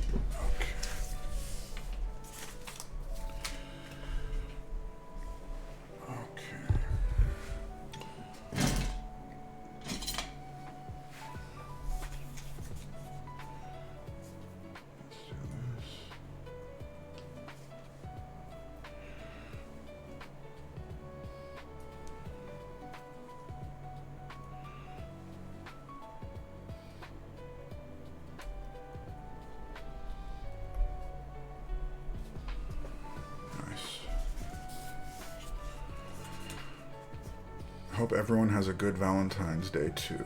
Yeah, I've said this before on stream, but my morning routine is every morning I wake up, I go downstairs to the kitchen, I make coffee, I let the dog out, I feed the dog, I feed the cat, and then I bring the coffee that I made up to my wife, along with a little fruit breakfast for her, so that she can have her favorite thing in the world, which is coffee in bed. That is my routine every single morning. And then after I've taken care of all the other living beings in the house is when I go downstairs to my office, which is here, and get my own coffee.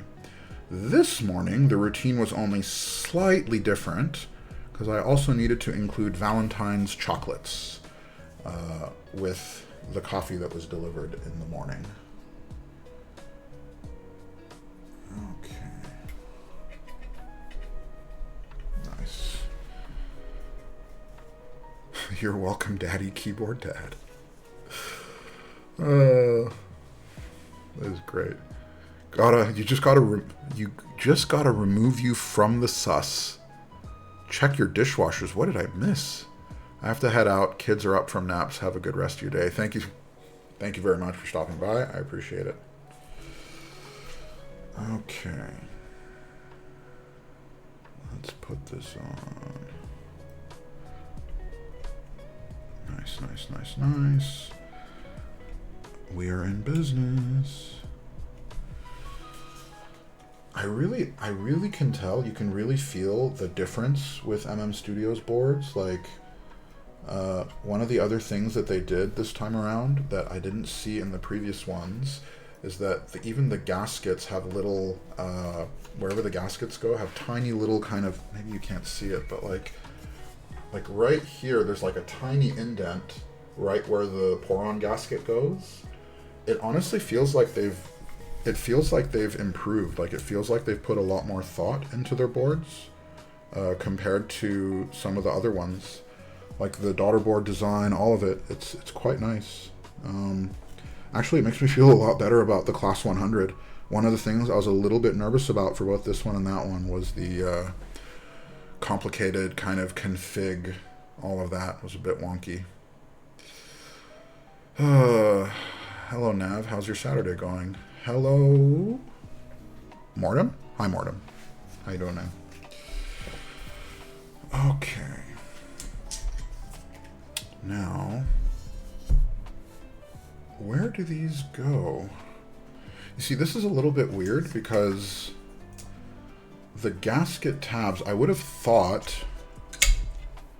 Alright, so this is how it looks here, right? So it's pretty clean. And the PCB tabs fit very neatly within the case. Right? So this works. Problem is that the... So this fits here.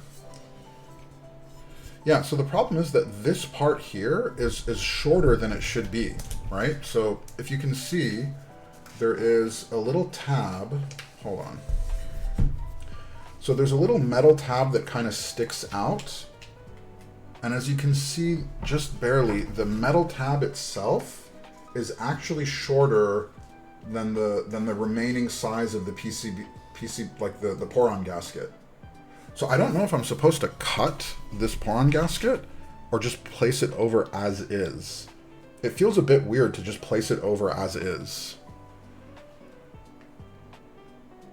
Mortem, I'm sorry, there is no build command. I am a fairly new streamer. We are, this is the 4th week, and I have not set up a build command yet. I need to do it,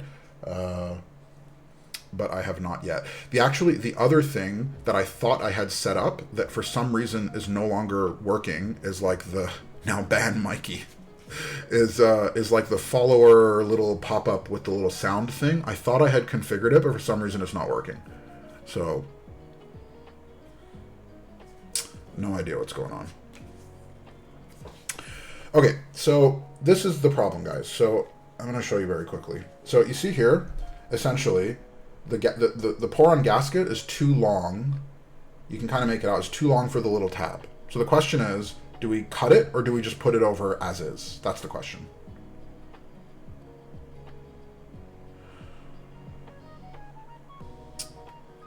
If we're being encouraged, I can't tell either though. You guys are having a ball, aren't you? All right. I think I'm just going to put it on as is. And then I'll cut the ends off if I need to. That's what I'm thinking. Just posted my rebuild of Neo 80 with GAT lanes and Pingmaster. Ooh, I was thinking about getting Pingmaster. So the problem is I only have, for these, so I basically have a whole bunch of the long ones, but only 4 of the short ones. I'm pretty sure the short ones are the ones that go down here, I think, and then the long ones are the ones that go everywhere else. So it's only the short ones here. No, like, because on the, I'm pretty sure the gaskets go on both sides, guys. Like, I don't think it's just for alignment, Pepe.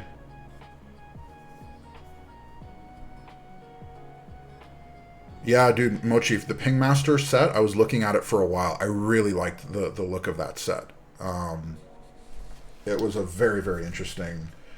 I was close to getting it a few times. It's just lately I don't really do Thok and PBT much anymore. Yeah, it's just, here's the thing, this just feels a bit weird. Like, you can see it, right? Like, the gasket is sort of just bent down over the sides. And I'm pretty sure the gasket is supposed to go there. Because, like, otherwise this will...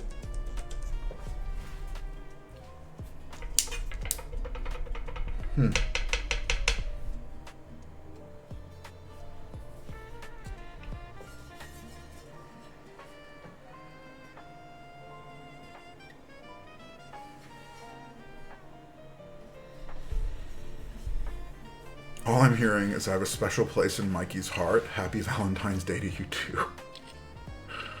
Oh, it's so funny. When are we streaming next? Who's streaming tomorrow? My Mochi. Let's ask now.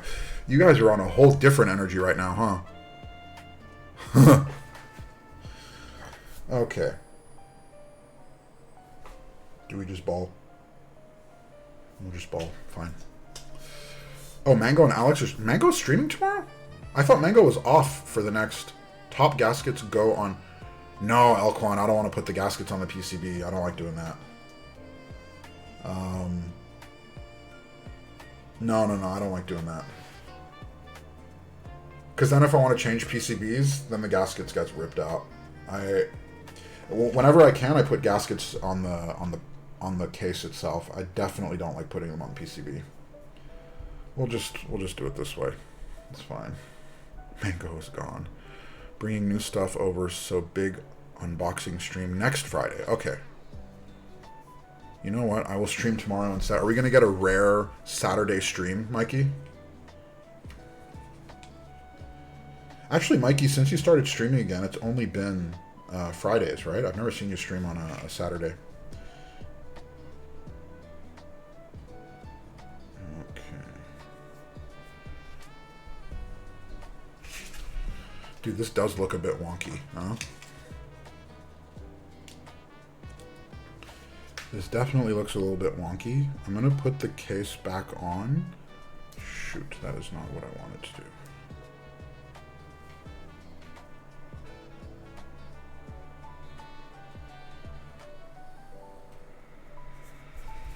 Yeah, this is weird, huh?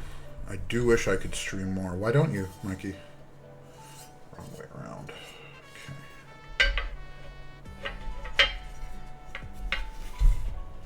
Yeah, did I mess up? Yeah, I messed up a bit, didn't I? See, this is... You know what I think I'm going to do? I think I'm going to cut them. I will do what I said I didn't want to do from the start. I will just cut them.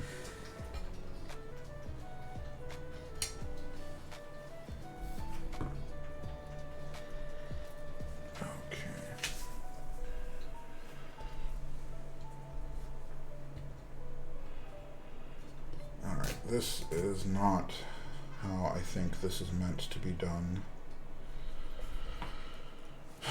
Too bad.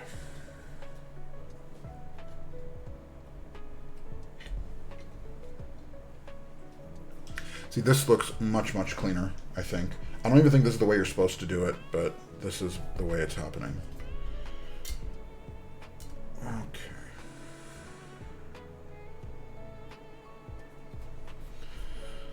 I'm sure somewhere a designer is crying himself to sleep because of what I'm doing. And right now I'm about to work out, maybe, if Nav isn't done this workout before I'm done my workout. I actually went 4 to 5 times this past week. I'm very proud of myself. I had a bit of a slump. I used to work out every day, like 5-6 days a week. Like my goal was 7, and I would usually go 5-6 days a week. And so that was my goal for a very, very long time, was to maintain that rhythm. But then COVID happened. I lost my rhythm. And after COVID, it's been a slow slog back. And last year, I actually did pretty good. My wife and I were going to the gym together 4 or 5 days a week. We were doing very good. But then over Christmas holidays, we kind of lost our momentum. So it's been a bit tough getting back in. Hi, Nana. Thanks for joining. Almost done. I'm very excited to see how this will sound.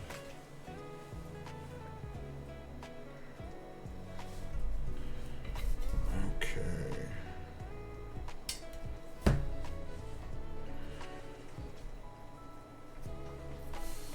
Almost. Read Elquan's comment. Which Elquan's comment? I thought the gaskets went on the PCB. I think they might actually go on the PCB. I think that's the way that they were meant to. They were designed to, but I don't like putting them on the PCB. Because then if I ever want to change builds or change PCBs, like essentially my problem is that these gaskets are limited And if you put them on the PCB, you're basically locked to that PCB. Whereas if I put, okay, here's the other way of putting it. What's the downside of putting it on the case other than this little kind of MacGyver-y situation?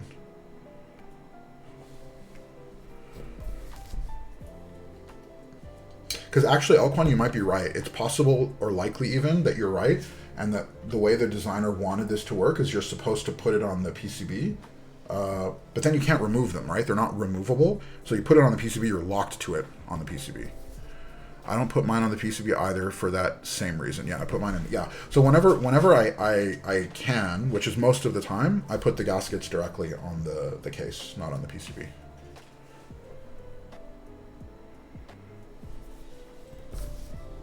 And the Class 80, by the way, it was also, it has this same style of PCB sort of mount for gaskets, and it's also on the case, not the PCB. Okay. All right. This is where we're at, right? So we just kind of cut them to fit the little metal tab that kind of sticks out, right? So it's sitting on top of that metal tab.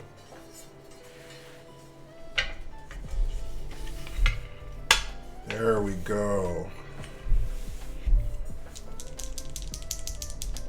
Ooh.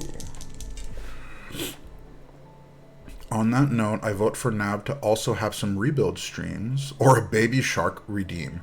Mango, that is never happening. Shark, I love him, but holy crap, those okay, so for those of you that don't know, Baby Shark, so Shark is a keycap designer who also occasionally streams. He's starting to do group buy reviews on Fridays. And one of the stream point redemption things is the frickin' Baby Shark song. And so a bunch of us were on his stream yesterday, and it just so turns out that everyone that was there had enough points to do a Baby Shark redeem, and like 4 people decided that yesterday was the perfect time to do it. So I was a fully grown adult man with gray hair, watching an adult man talk about, group buy reviews, and someone redeems, and Shark goes, haha, how cute, and then he plays the song, and then it happens again, and it happens again, and it happens again, and it happens again. 4 times in a row. Elquan, Mango, and I forget who the others were. There were 2 others that joined in. 4 times in a row. It was wild. So I just had to sit there because I was there for group buy review. I wanted to hear about keycaps and group buy, so I just sat there while all of us listened to Baby Shark together. And it's been in my head. It's been in my head for the last 2 days. I can't get the song out of my head. I need coffee.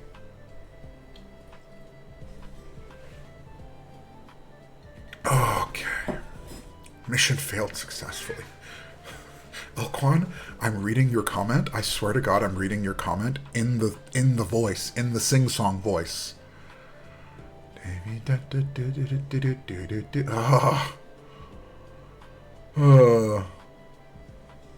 Yeah. I need coffee. Why did you... Dude, it's still, I should not be having coffee now. Huh? At 3 in the afternoon for me, I should not be having coffee. Okay, let's put this together. And now, oh, you know what? Before I do that, I need you guys to decide on keycaps. So, for keycaps, we have 1, 2, 3, 4, 5, 6 options. Kikobo Machinist, Kikobo Konsu, Kikobo Motel, MTNU Beige, Modern Materials, Stone, and Winkler. Those are the options. I was originally thinking about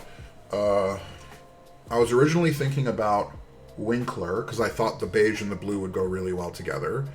I do not have Darling, unfortunately. The only set that I have close to it is Kikobo Bloom, which is currently in use.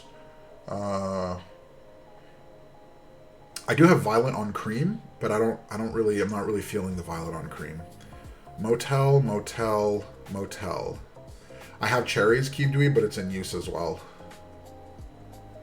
So one more time, we have Machinist, we have Konsu, we have Motel, we have MTNU Beige, we have Modern Materials Stone, and we have Winkler. Those are the options. I see a lot of Motel. Motel, okay.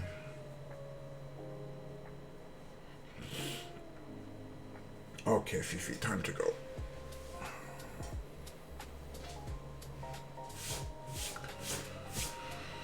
Okay, Motel it is.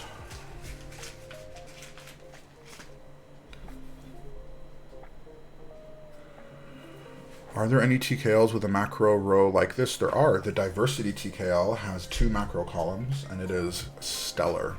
But I think Diversity will be very difficult to find because it fulfilled relatively recently, and they're like, it is a, fulfilled recently. It is a very well-loved, well-reviewed board.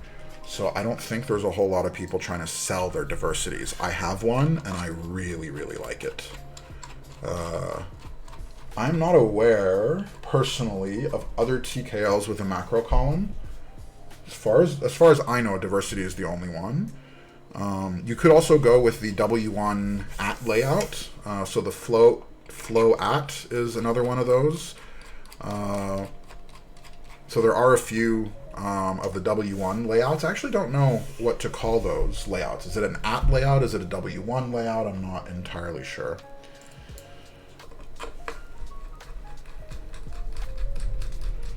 It is at. Okay, yeah. So the at layout is the other one that I can think of that is, a bit of a bigger layout that would have the macro columns. There's the Char XT, which is a 65 with macro columns. What else? Polygon 7 is another one with macro columns. It's a 65 with macro columns on each side.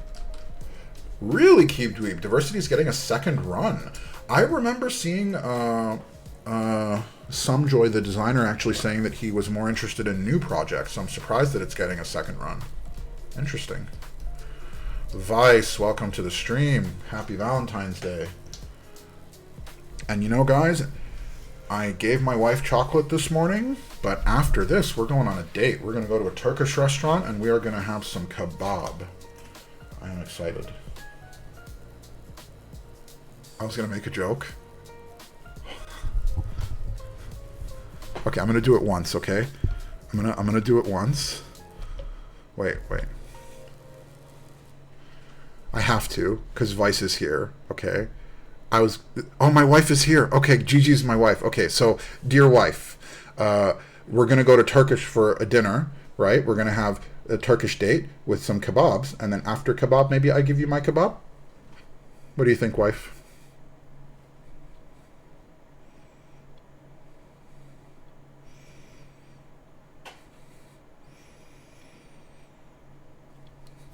That's not a no. We're in business. Baby Shark Redeem. What the heck? What poll was this? Who did a poll for Baby Shark Redeem? Yes, Agents of Chaos, Baby Shark Redeem. Yes, but we won't get it. Oh my god, it was Mikey. Was it Mikey or was it Alquan? Oh my god. God damn it, I forgot that my mom watches stream. By the way, my dear wife, I never got around to telling you this. My mom watches stream. She watches the recordings. Nana Rip, thank you very much for the sub. 6 months. Holy crap. Thank you very much. I appreciate it. Oh, God.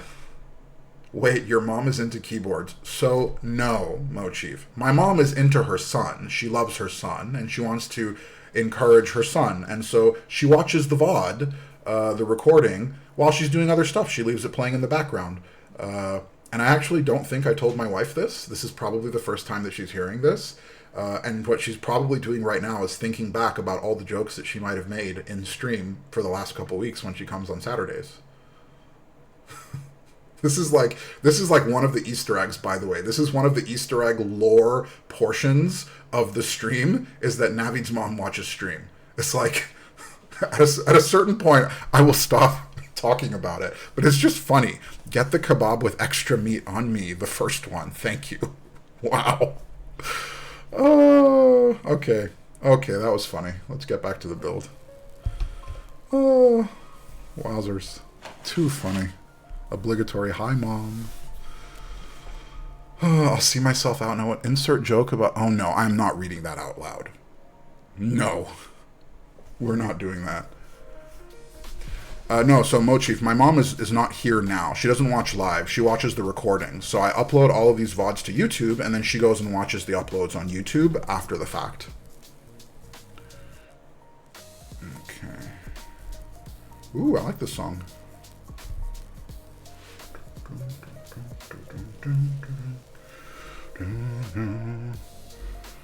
You also didn't... Okay, look, the Baby Shark thing...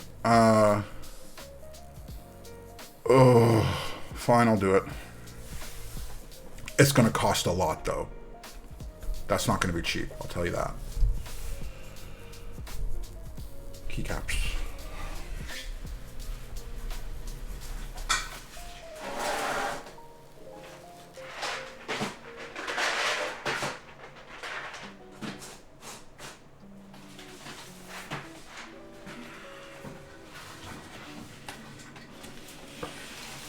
Don't do it. Vic, that was the vote. The vote was to do it.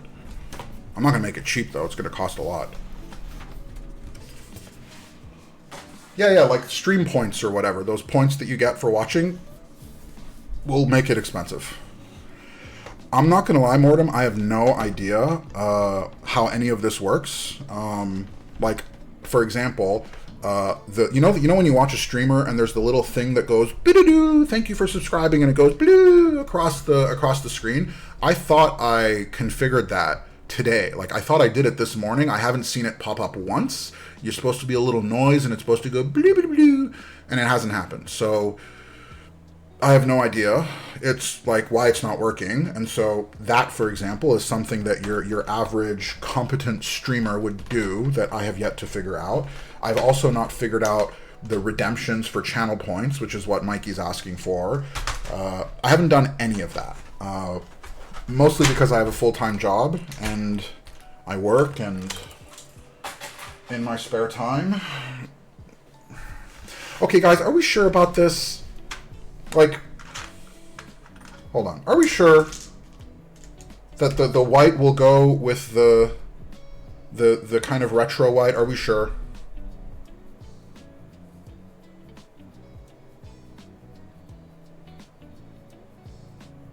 Mochief says yes. Vice says no. Keeb says no. That's 2 no's. A bit bright. I honestly, I'm not sure about this. Like I think the what's it called? The accent. I think the orange works. But hold on. Like, wait.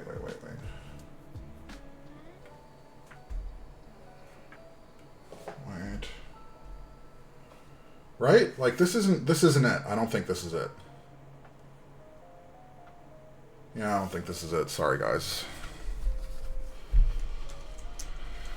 Okay, MTNU beige. The only problem with MTNU beige is that it's PBT, and so it'll dull it a bit. It won't be quite as bright. No, the escape key is here. It's the blue. What were the other sets? Okay, so... we have Machinist, KKB Konsu, MTNU Beige, Modern Materials Stone, and Winkler. Those are the options on offer. I also have Retro Mixed Lights, but I don't want to use RML. I've had it on a board for a while. I'm kind of over it. All right, we got one for Winkler. GMK, fine, irrespective of being PBT. It's just a PBT, honestly, like the MTNU, I've had a little bit of trouble adjusting to it. Okay. We have Winkler and we have Konsu. Motel would be better. Konsu, no Konsu. Okay. Winkler, I hardly know her. I'm leaning towards Winkler, honestly, guys. Let me just pull it out very quickly. Let's just look at it side by side and see how it does. Give me a moment. I also have Siege, by the way, Rainbow Six Siege, but I kind of think Siege, it'll be a little bit, Siege will be a little bit too modern. Pepe, blue on beige is Winkler. I vote Winkler because I don't know what it looks like. Let's take Winkler out and let's show you guys what Winkler is.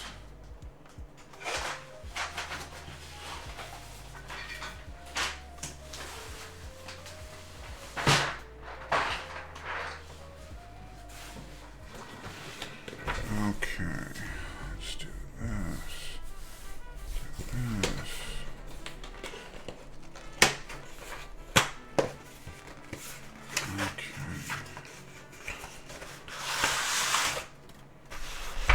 I do love Mori, by the way. I have almost all of his projects except for the DCS Richat set. Oh boy. Well, we know it's real. This is Winkler. And now that I see it in person, I wonder, what do we think? Let's just do this fast. What do we think, huh? This could work. I think this could work.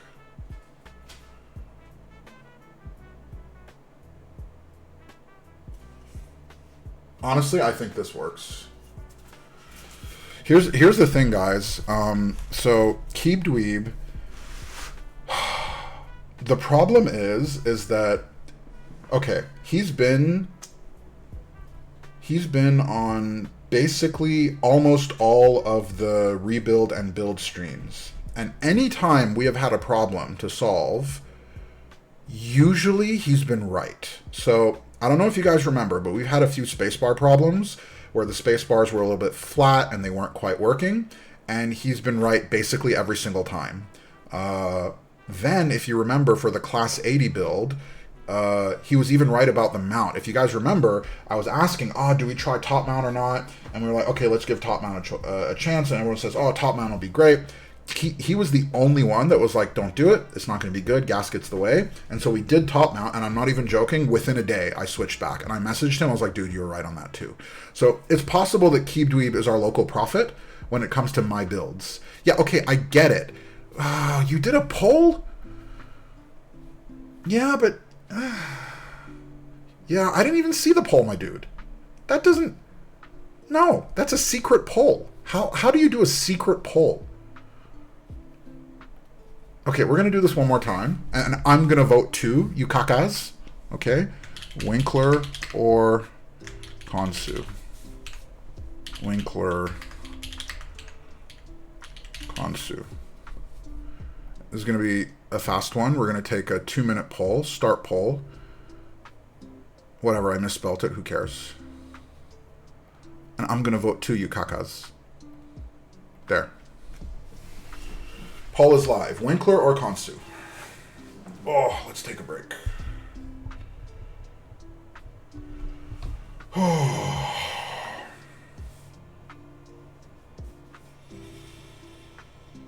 Let's see how we do. They're honestly, I have a feeling, okay, because I saw it hovering at 5 and 5 for a minute, and it would have been very in character for it to just go 5 and 5, 6 and 6, 7 and 7. How long have you been in the Keeb hobby? So I have been in, so I joined the, okay, so if we define joining the hobby as your first keyboard that is not a basic membrane gamer Razer, then I joined the hobby in January of 2024 with an Epomaker Leobog High 75. For my first year, it was all pre-built. So Epomakers, Newfies, Mel Geeks, that kind of stuff. And then in January of 2025, so a year ago, I got my first custom, and I will show you the custom. Hold on.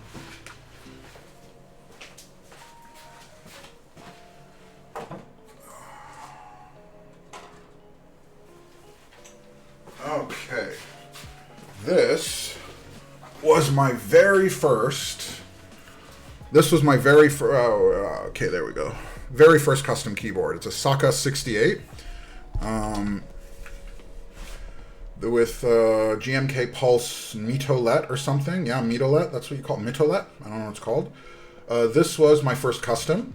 It is a sandwich mount, all aluminum custom keyboard. It took me 1 month, an actual full month to build this, because I had so many problems with stabs and trying to get it to fit, and then I thought the board was defective. It's like, it took me a literal month to figure out what the problem was with this and build this board.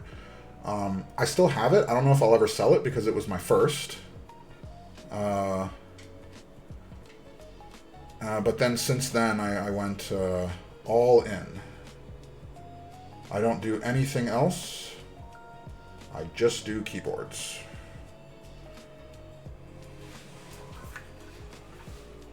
Okay. Winkler one, 7 to 5. Very nice. I'm running Mitolet on my purple Mammoth. Oh, you know what? I've heard that the Mammoth board was like, I think you told me this, that Mammoth was like effectively the last good Wuche board. So...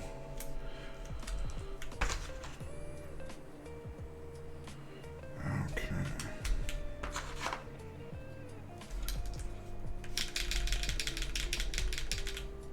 Ooh.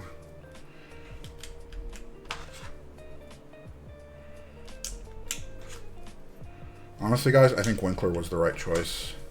I think Konsu would have looked good. I don't think there would have been anything wrong with Konsu. But Konsu, I don't think, is retro... Oh, son of a bitch. I messed up. Okay, fine. But it's tradition, right? Every stream, I get one big mess up.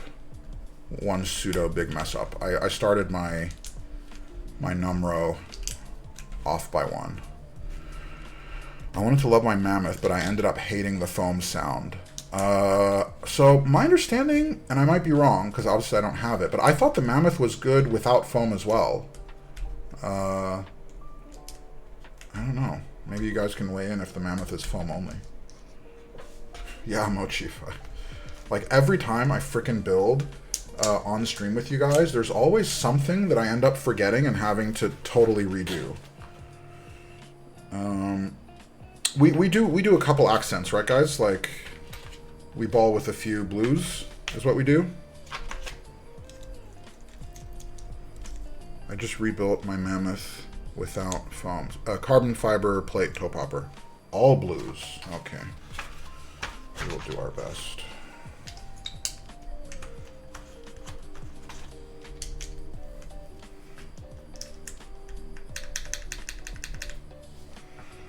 The PCB has flex cuts, really?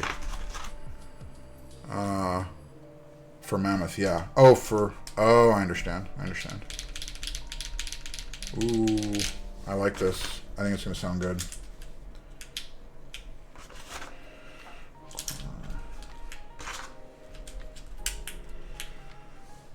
Okay.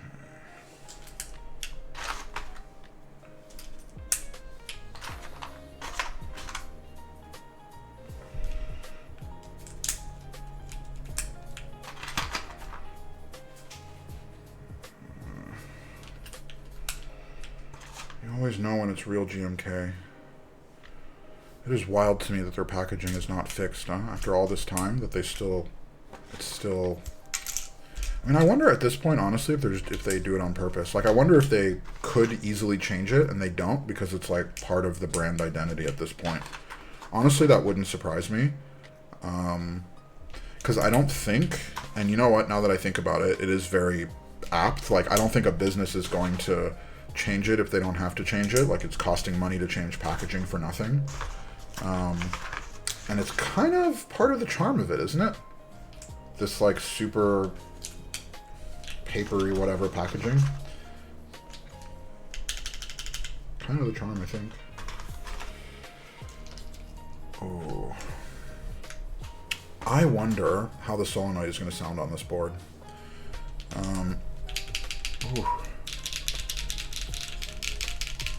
So this is my only problem with the Sunset Gleam option, is that it is a very clean clack. It is a very clean sound.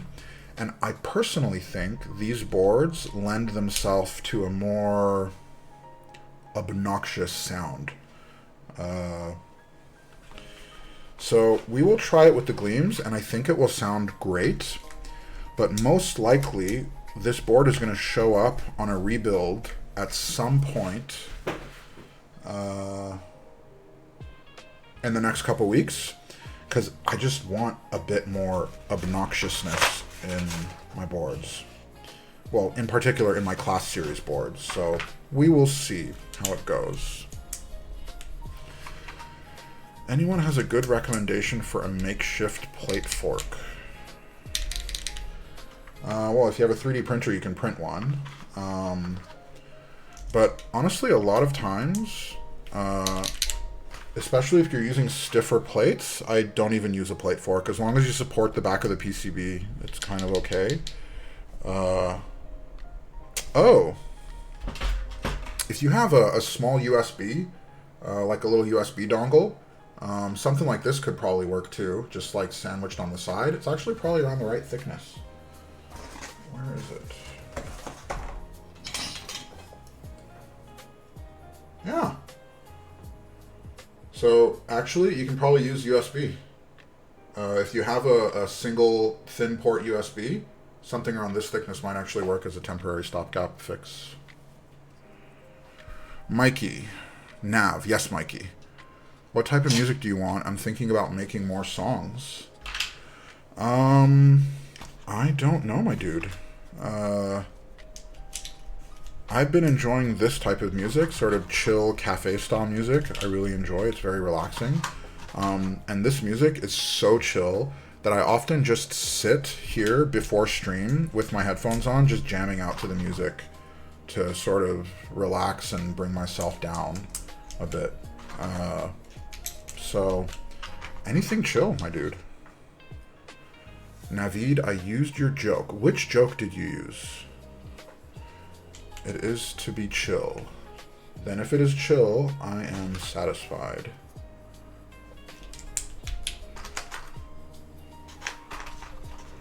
Sweet. Okay. You know what? Maybe I will leave it with these. This is actually quite nice. And Keep Dweeb, this set is really working for me. Like, now that I'm actually seeing it fully on the board, I really do. By the way, this is the first time I'm using this set. I got it off the Novel Keys sale back in, whatever, November of last year. So it's only been 2-3 months. But it's the first time I'm using it. Basically, I specifically got it for this board. It was the original intent. But also just because I think it is a good set to have. So, okay.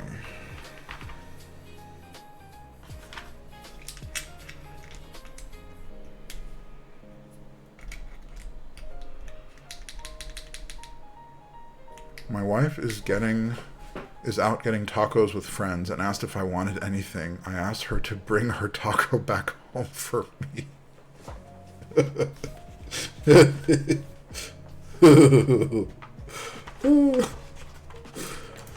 The mug is the best part of that set. Wish more sets came with stuff like that. Yes, I have it. It is here.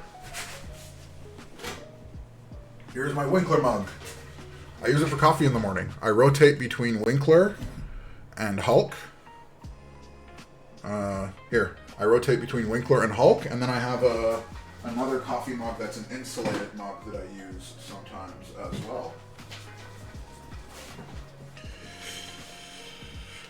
Okay.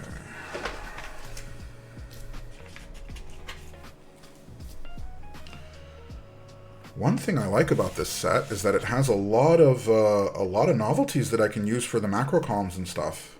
Yeah, I dig that. I want that Gulf Blue set that comes with an oil drum in the Ford GT. Oh, that's it's the HMX Gulf Oils. That's the one. I have the set. I never got the drum. Oh, I never noticed this. Winkler has these like kind of cool.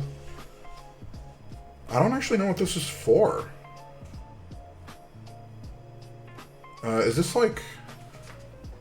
What are these for? Is this just like accent stuff, or is it for like a different region? Is it Euro? I have no idea. It looks cool. I don't know what it's for though. Like here's just straight up a 2 with a 2 on it. It must be Euro, right? Like Nordic or something.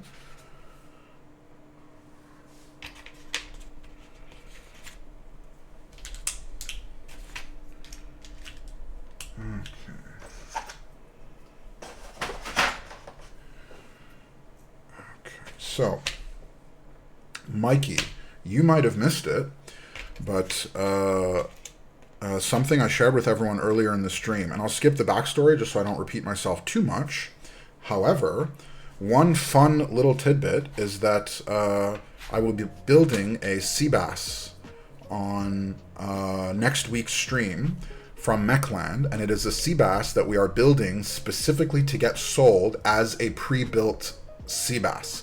So we will build it on stream. The switches that we will use will be only Mechland switches. I have like already like 7, 8, whatever bunch of switches that Mechland has in stock.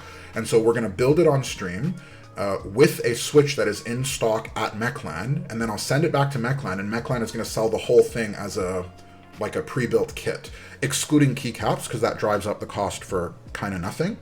But it'll be fun because we'll basically build it together. And yeah, I don't know. Looking forward to it.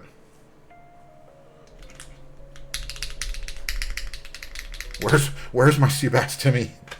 What if this is the one? What if I stole your sea bass? I didn't, but what if I did?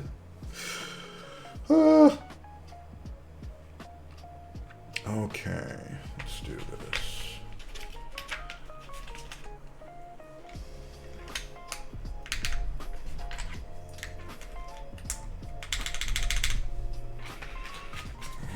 It's okay, because of this I am buying my own sea bass. Yeah, your actual sea bass is gonna arrive before any of ours, because you're getting it off, well, any of us in Canada.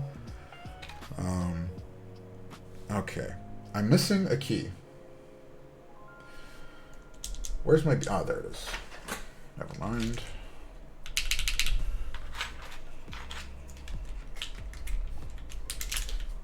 What? We made a little mistake. I am being financially smart. I am waiting until March. What's in March, Mikey? Do you know what color you're getting? I might want it. It's a smoke. I don't know the weight on it, but it's a smoke color. And what we're gonna do is, so he's gonna send me the stabs with the kit, and then I'm gonna use. And okay, I've said this already, but this is what I find particularly fun about this, is because we're going to do multiple back-to-backs of multiple different types of switches. Okay, this is being a little stubborn. I don't know what this is about.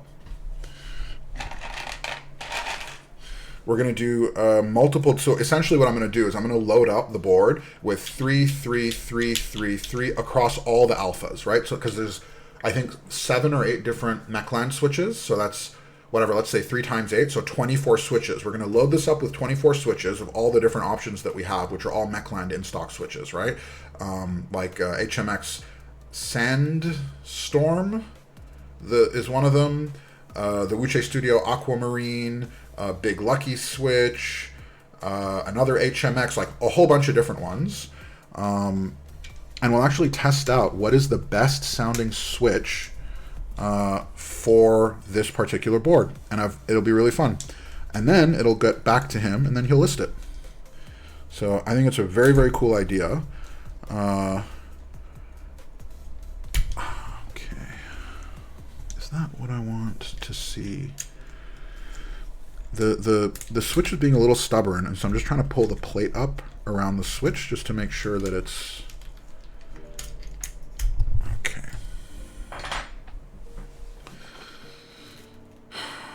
Nav, I'm going to tell you now, you need to try the Wingtree VDV switches. They sound so good. They make really good space bar. Ooh, interesting. Interesting. Mikey, is the Wingtree VDV one of the switches I'm getting from you? I'll send it over for him. Score. Nice.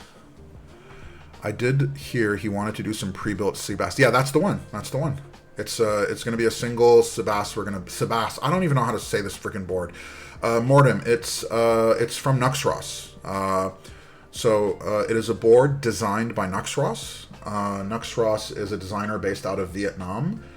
He has a server, but it is a group buy that ran globally, internationally, on many, many, many different vendors. Mechland was the Canadian vendor.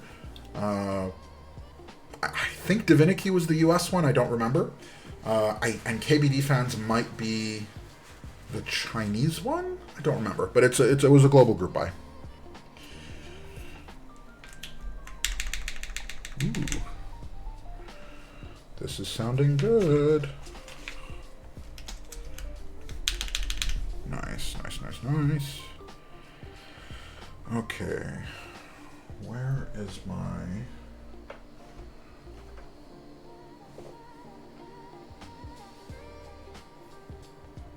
Uh-oh? No, we're fine. I don't know why. Sometimes I get lost. I try to find a keycap set, and then I just get blind in that moment, and no matter how hard I look, for a couple moments, I just can't find it, and then it just appears to me out of nowhere.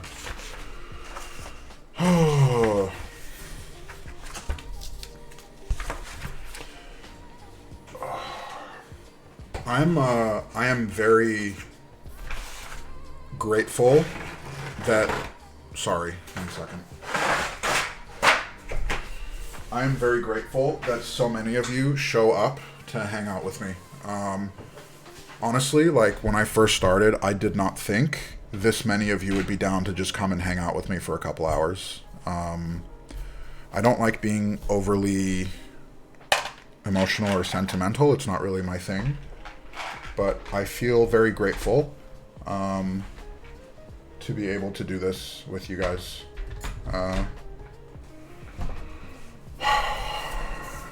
What do we think? Huh? I think it's pretty clean.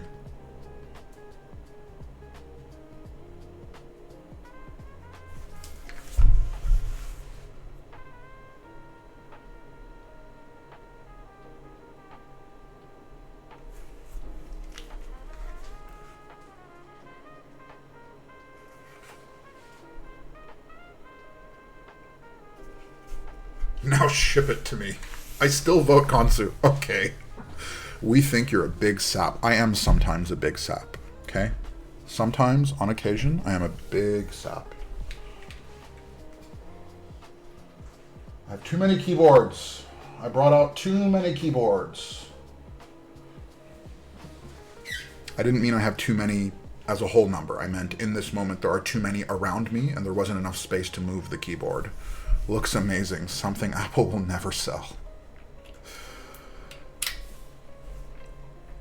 Oh, did you hear that? I plugged it in and the solenoid went click. Did you hear it? Okay, hold on.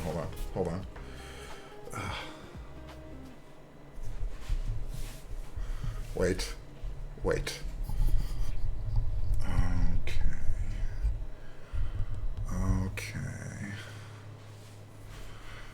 Okay. This is my favorite part. Okay.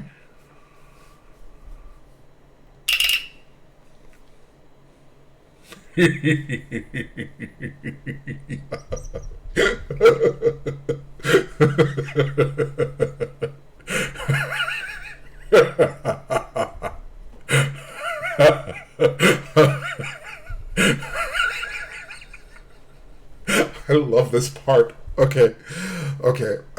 Is the volume too loud? Am I going to blast your ears out? Because I'm going to do a 30 second type. I want to do a proper type test. I'm going to do a proper type test, okay? So, put me on mute and I'll give you a thumbs up. If you don't want to hear this, I'll give you a thumbs up. Oh yeah, we're doing with the solenoid, with the buzzer. Listen. It's all on right now. That is an evil villain laugh because I'm about to blast all of your ears out. That's what's going to happen right now. Okay, so I'm gonna go to monkey type. We're gonna do 30 seconds, and then afterwards I'll give you a if you want to unmute and come back. All right, we're gonna start. Woo! Woo! Woo! I love it. I love it. Okay. Woo!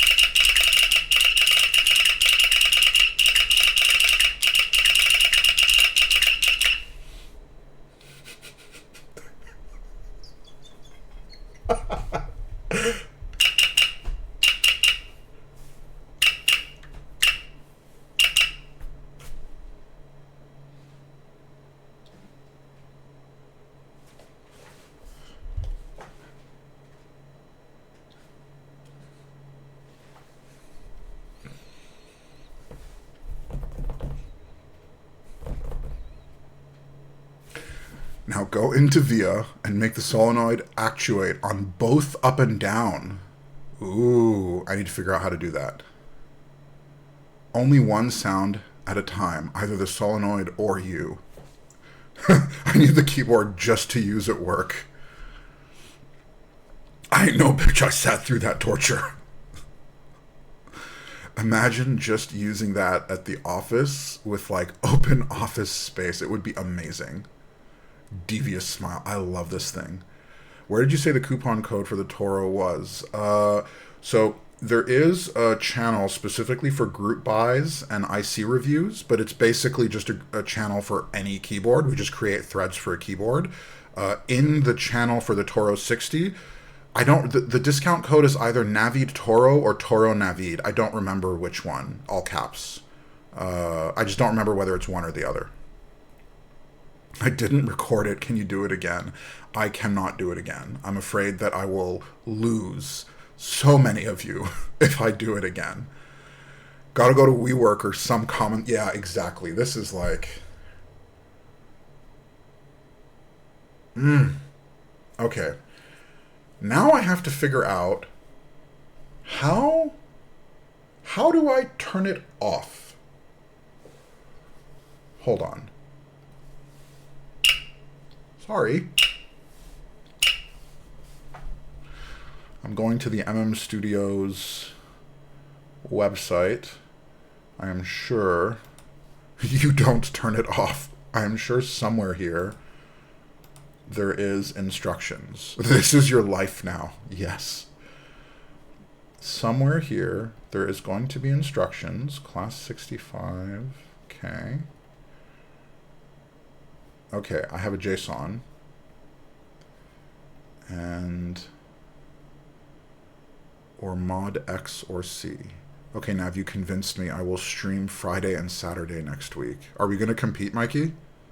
I would love that. We will compete. Mikey will become my sworn enemy and frenemy? My frenemy. Mod X or C.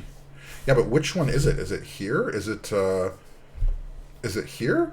Or is it here? I don't know which one is function. Okay, let's try going to VIA. Maybe VIA. Sorry. Yeesh. Okay, Class65. Load up the JSON. Where are you? Okay. Files. PC. Okay, give me a second, guys. I am sorry. I'm downloading my JSON now. And I am going to... Where did it go? Okay, files, Class65 V3. Okay, save. Then I go back to VIA. Then I'm going to load up my JSON. Okay, where is my JSON? This is harder to do without a keyboard. I will tell you that right now. Okay. So the JSON decided it didn't want to work. Let me just move it over here. JSON. Huh. Is this veal? Vile? Oh, it's vile, isn't it? God damn it. I knew it. It's vile. Yeah, class boards use vile. I should have known that because I have 2 class boards. There we go. Okay. Layout. Bottom row 7. Okay. Key map. Let's do this to layer MO1. Haptic off, clicky off. Okay. So we'll do. Okay, that's the buzzer off. Nice. We're in business. Thank you. Okay. Now that we have it off, let us do one more type test. This time, just the board. Okay? Okay.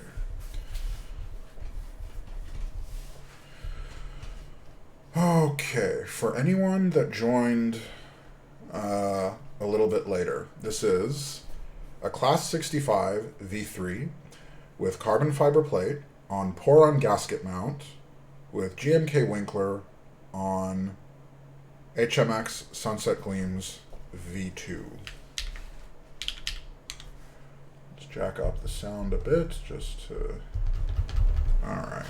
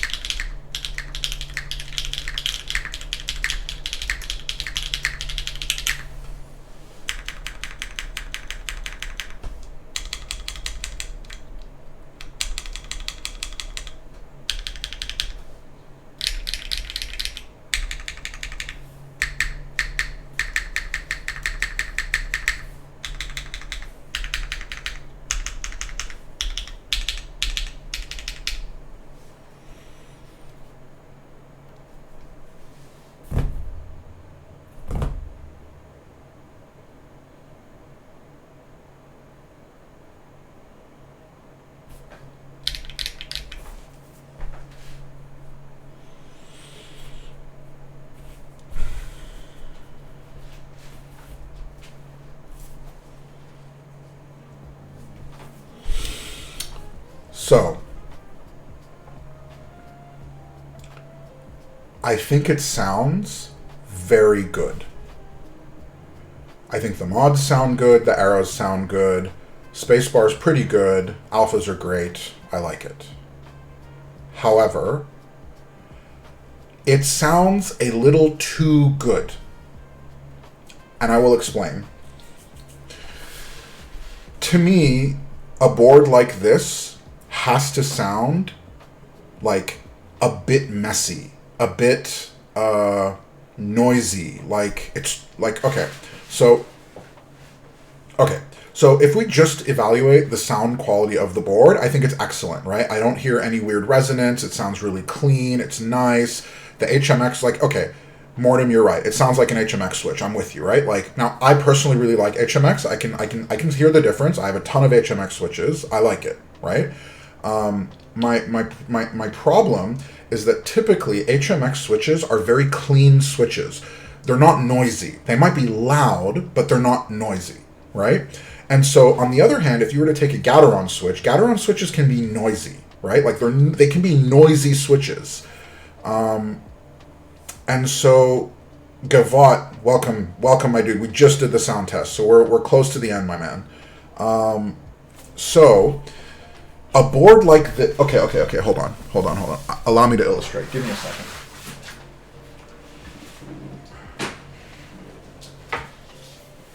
Okay. This... Sorry, I forgot to bring the volume back down. My bad. Okay. This is the Class60.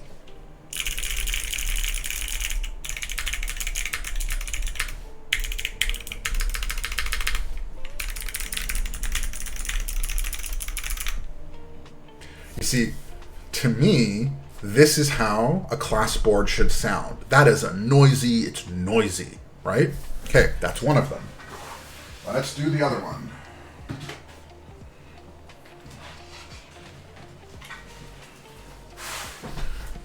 Oh, Gavat, that is the least bouncy. Like when I first got it, it was on the lightest leaf springs, plateless, and that whole thing would just bounce. That is on the stiffest leaf springs with a plate, and that's how bouncy it is. Like, it gets way, way, way bouncier. Okay, this is Class 80, okay?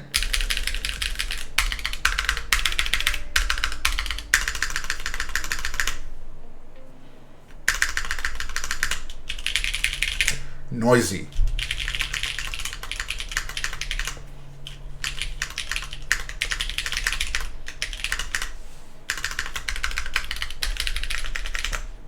So, hype plates, that's always fun. When you get a big shipment of plates, it's like it opens up a whole, I love it. I love getting plates in. Okay, so this board and the other board are how I like my class boards, right? They're loud and they're noisy. Now, my problem, where do I put this board? I've run out of space. God damn it. Okay.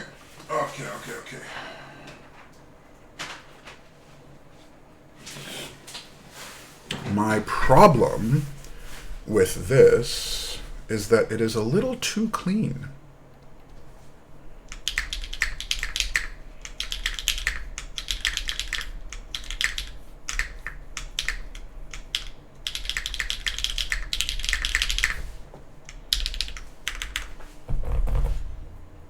So I think it sounds very good, and I think that anyone would be super happy.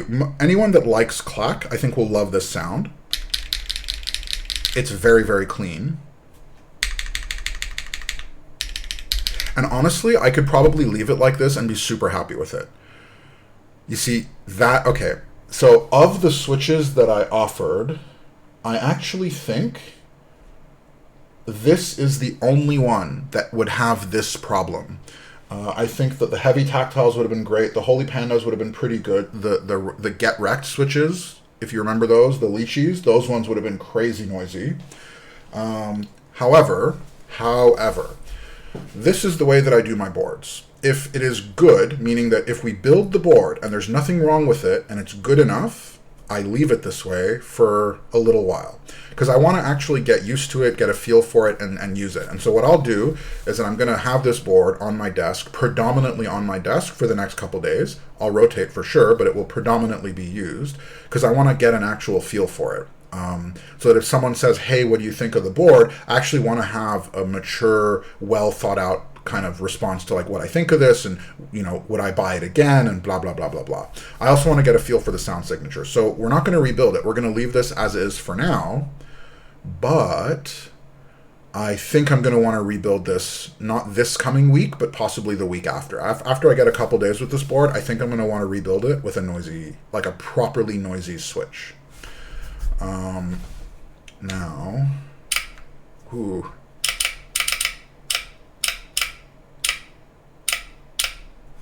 The thing is, haptic feedback. Okay, let's see if I can do.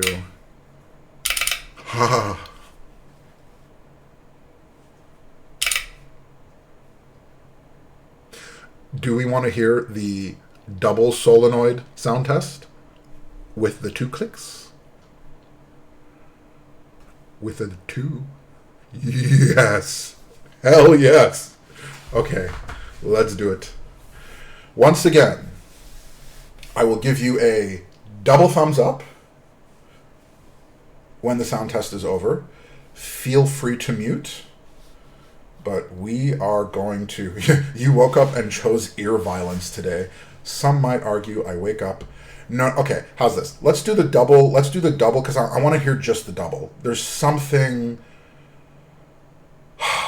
Let's just do the double click, and then if we really want to get violent, we will do double click with buzzer. Okay, give me a second. Go to mute now. I'll give you the thumbs up when we're done if you don't want to hear this.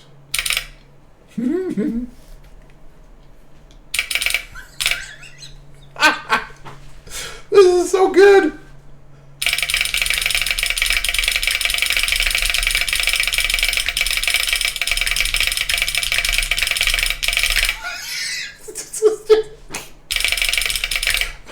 Hold on.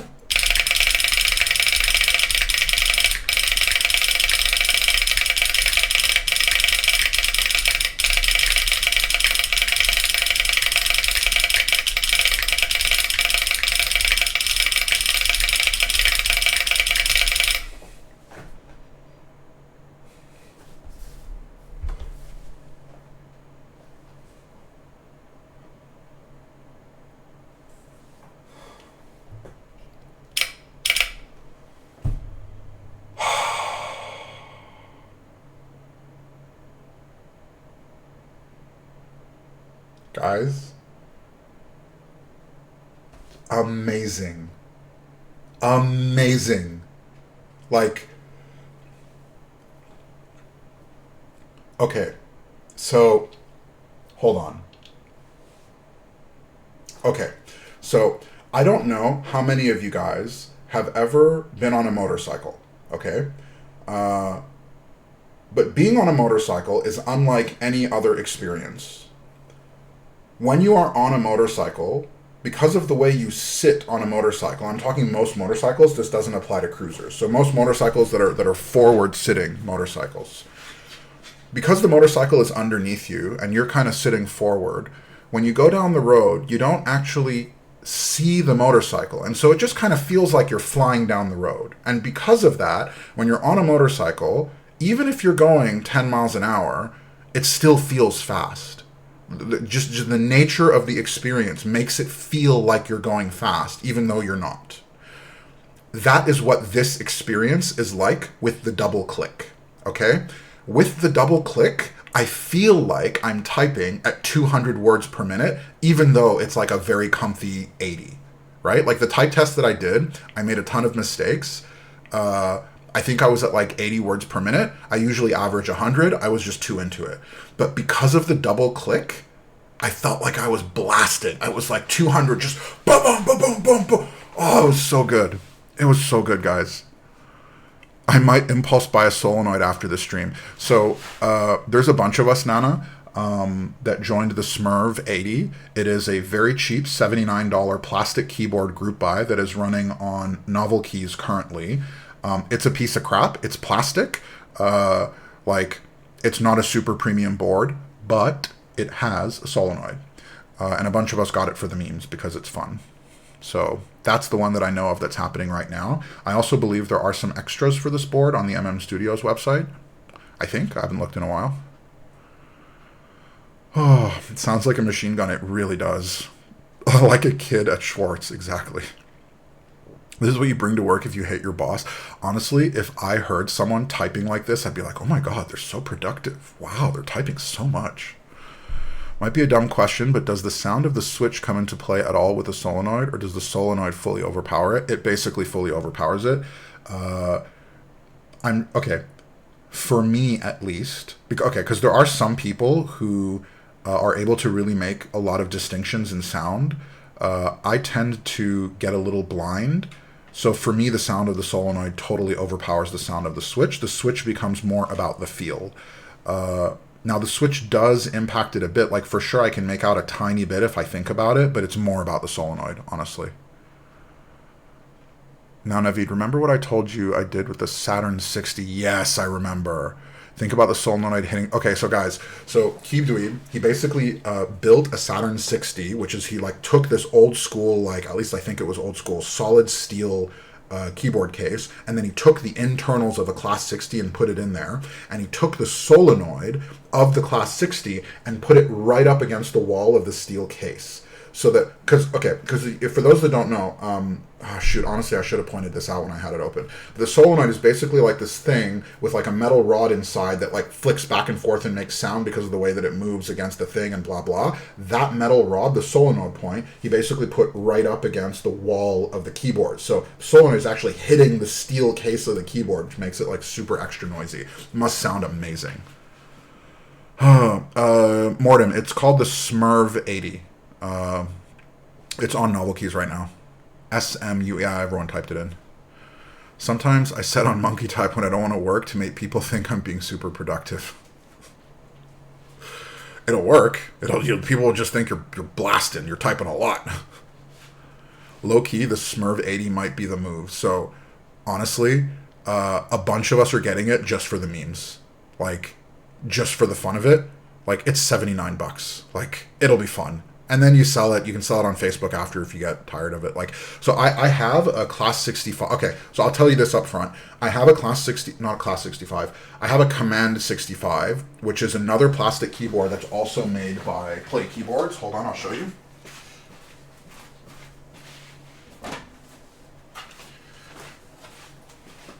Oh. Okay, so this is the Class 65. Words, you know what I mean. This is the Command 65. So this is made by Play Keyboards. It is the same company that is making the Smurv 80, right? So they're super into these sort of retro style board. This is an all plastic keyboard, right?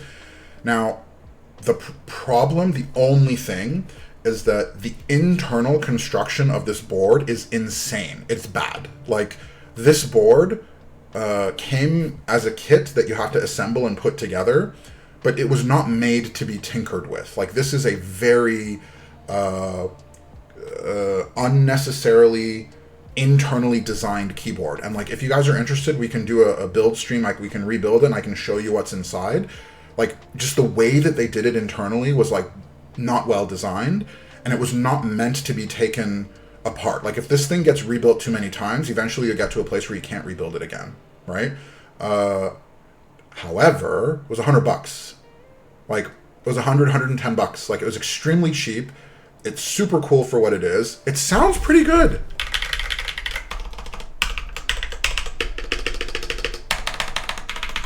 Like, this is great.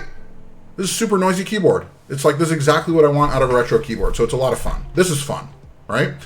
But like, you don't buy this expecting a super premium, nice experience, right? So my expectation with the Smurv is that it is going to be a fun piece of plastic shit. We're going to buy it, we're going to build it, we're going to have some fun with it. It's going to be a solenoid, and you know what? If it's a little difficult to tinker with, a little difficult to take apart, if you can't rebuild it too many times, if there's a lot of ribbon cables inside so it's inconvenient, like, you know, cost of doing business, it is what it is. So I'm into it because I think it's fun. And if you like the idea of a ridiculous, fun, retro-themed keyboard, join us. Smurv with us. It'll be great. Just like, you know, keep your expectations low and you won't be disappointed. We need to figure out how we will do the Smurv stream. I honestly, so Mikey and a few of us are getting the Smurv. We're trying to figure out how we can do a 4-way Smurv stream where like we build it at the same time, like get a bunch of streamers together and like all build the board live together. And then maybe we'll have a 4-way solenoid type test, which would be pretty epic. Talking about like actually blasting ears out, that'd be pretty good, I think. Oh, I have a Topra board at work now, so it's less noticeable. Dueling keyboards is great. Yeah, I missed the question. These are the MM Studios glazed keycaps. They're actually not even that expensive. I think they're like $60. I'll make sure I have my headphones on for that stream. Just get the earbuds, like, right up in there. Okay. Wow. Guys, this was a lot of fun. I think it is date time. Woo! I think it is date time for me. Let's see. There are 2 people live, so it is time for me to go. I have to take my wife to kebab. I have to take my wife to the kebab town, if you know what I mean. But mostly actually just dinner. Put a wireless mic in the case. God, that'll be terrible. Okay, guys, so I see we have Lightning Z online doing the key cult number 2, and then I have Ray Debouye, I don't know how to pronounce his name, doing a Placket XL. Diego. All right, let's go Ray Diego. Is Kebab Town the same as Pound Town? Yes, that's where I was going with that. I wonder if she's still on the stream or if not. Oh, God, my mom watches. I forgot again. Sorry. I love you, Mom. All right, let's go to Lightning Z. Thank you very much, guys. Again, thank you for spending time. I love you guys. Thank you so much for joining me. I appreciate it. And I will catch you next time. Bye.